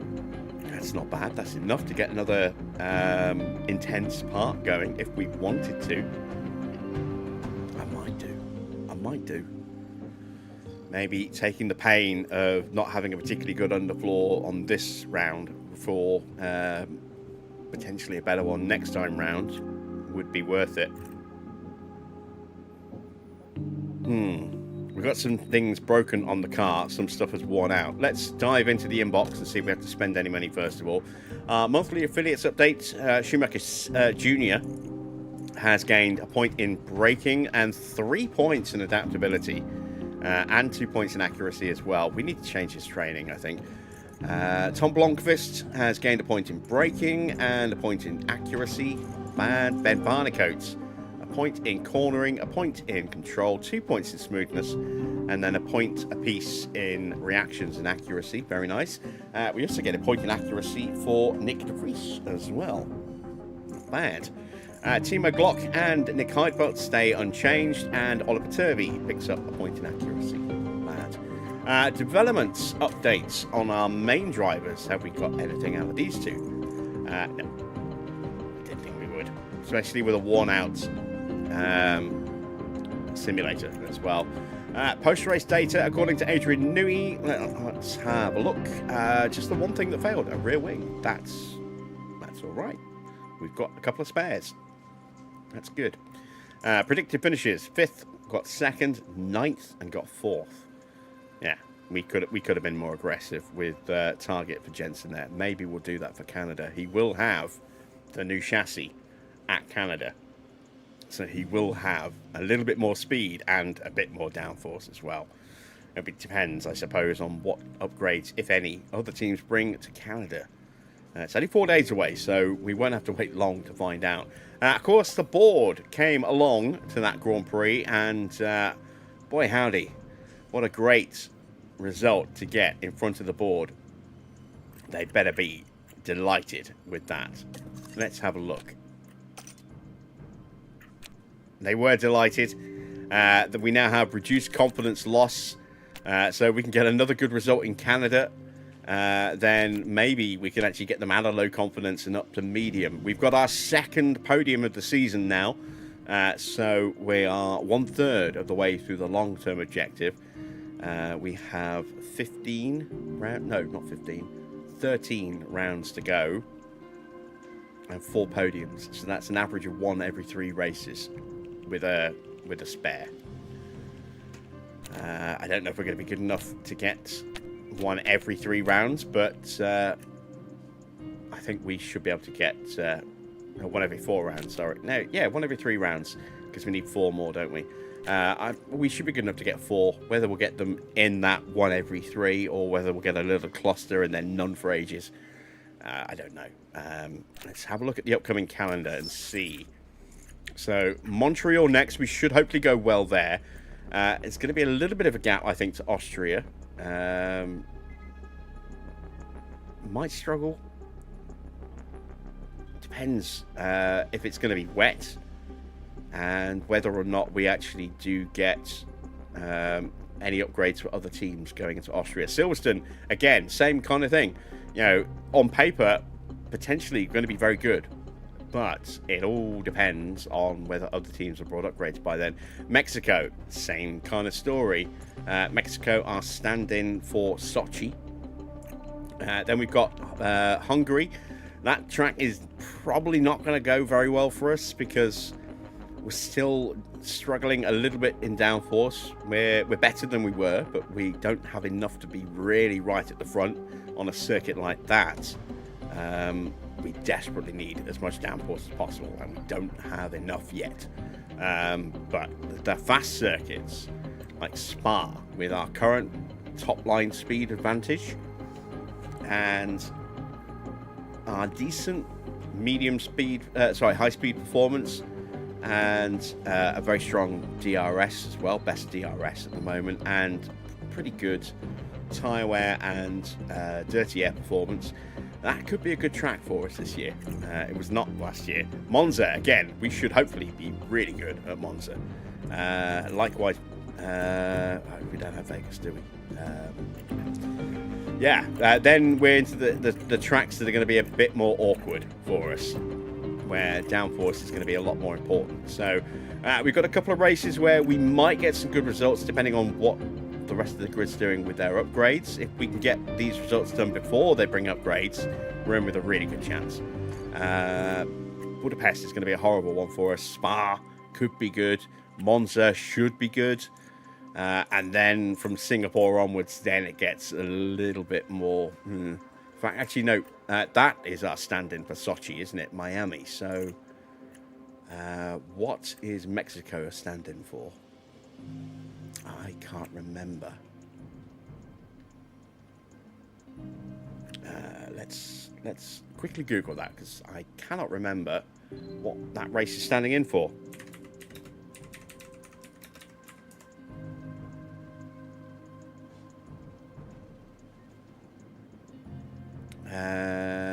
Where? Oh, that's standing in for the German Grand Prix. That's a stand-in for Hockenheim. Yeah, it kind of looks a little Hockenheimy. You flip it around the right way. Yeah,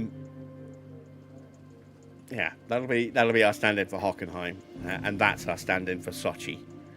Everything else is a genuine location. So, right, let's fix the car.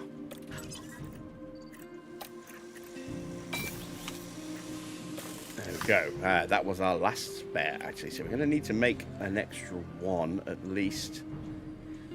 Let me check the state of Jensen's car. Got a few parts at medium risk.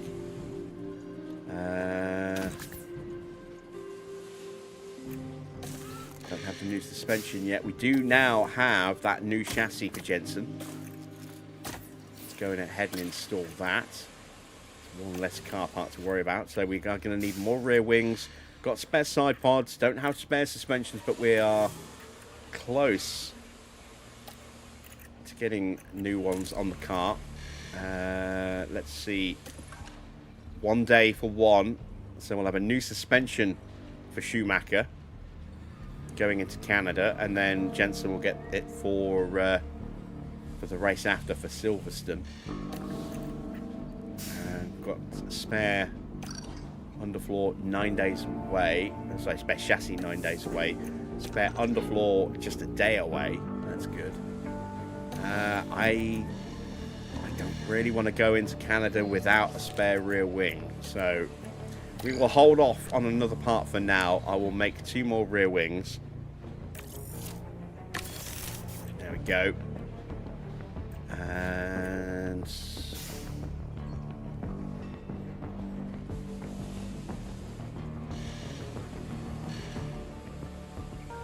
I think we'll leave it at that. Might throw an extra chassis on there as well, actually, because we don't have a spare yet. I don't think so. Let's do that. Let's make it. Let me check. Do I have a spare?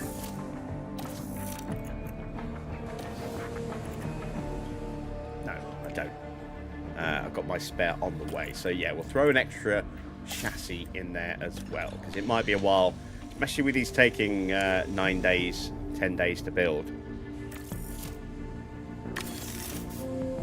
Might be a while before we get our next chassis sort of developed and then built. So we'll make sure we've got a couple of spares there. Right.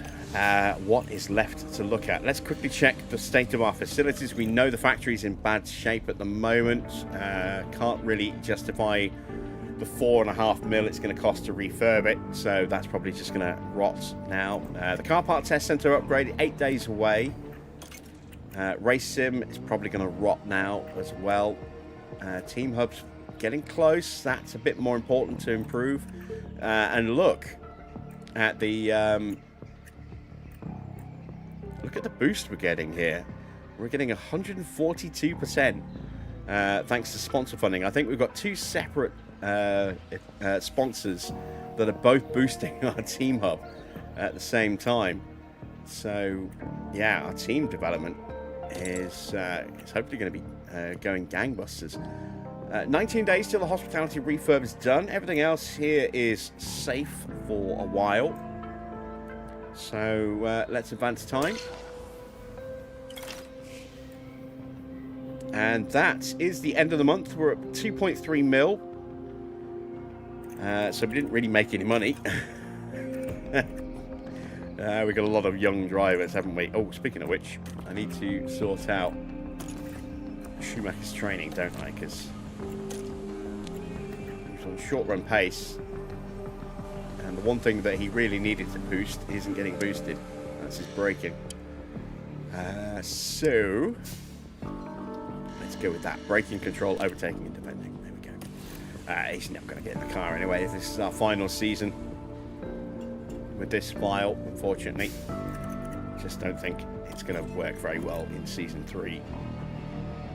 But there is a rough idea of where our car currently sits. Very, very good indeed. Things may change at Montreal. There may be an upgrade or 2. I don't know. We'll find out. But we're going to end it here. We'll start from the 1st of July tomorrow. No, not tomorrow. Tomorrow is Wednesday. We're back with Aston Martin on the 2026 mod tomorrow. And we will be using the new 1.2 update that dropped on Overtake earlier today. There are some interesting changes that you might not have yet seen or heard about. So you'll get a chance to see those in action tomorrow. We'll be back for that at the usual time, 8 PM. It's already up as an event to go scheduled on the channel. So just keep your eye out on that one. You can set yourself a reminder if you want to as well. And then this series will return on Monday next week as we head to Canada for round 7.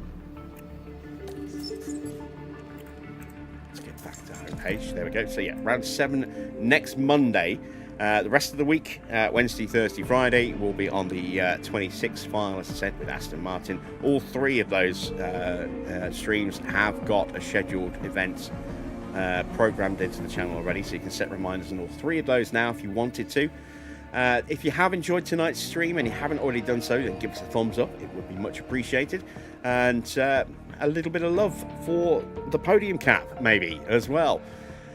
We got ourselves our first showing of a podium cap, and using the Bridgestone cap because we're running Bridgestone tyres on this file, so that makes sense. I don't think we're going to be breaking out the Pirelli podium cap on our 26 file for a while. It's yeah, we're very, very slow, but we may be getting a new ADO, a new engine turning point after the Hungarian Grand Prix tomorrow night.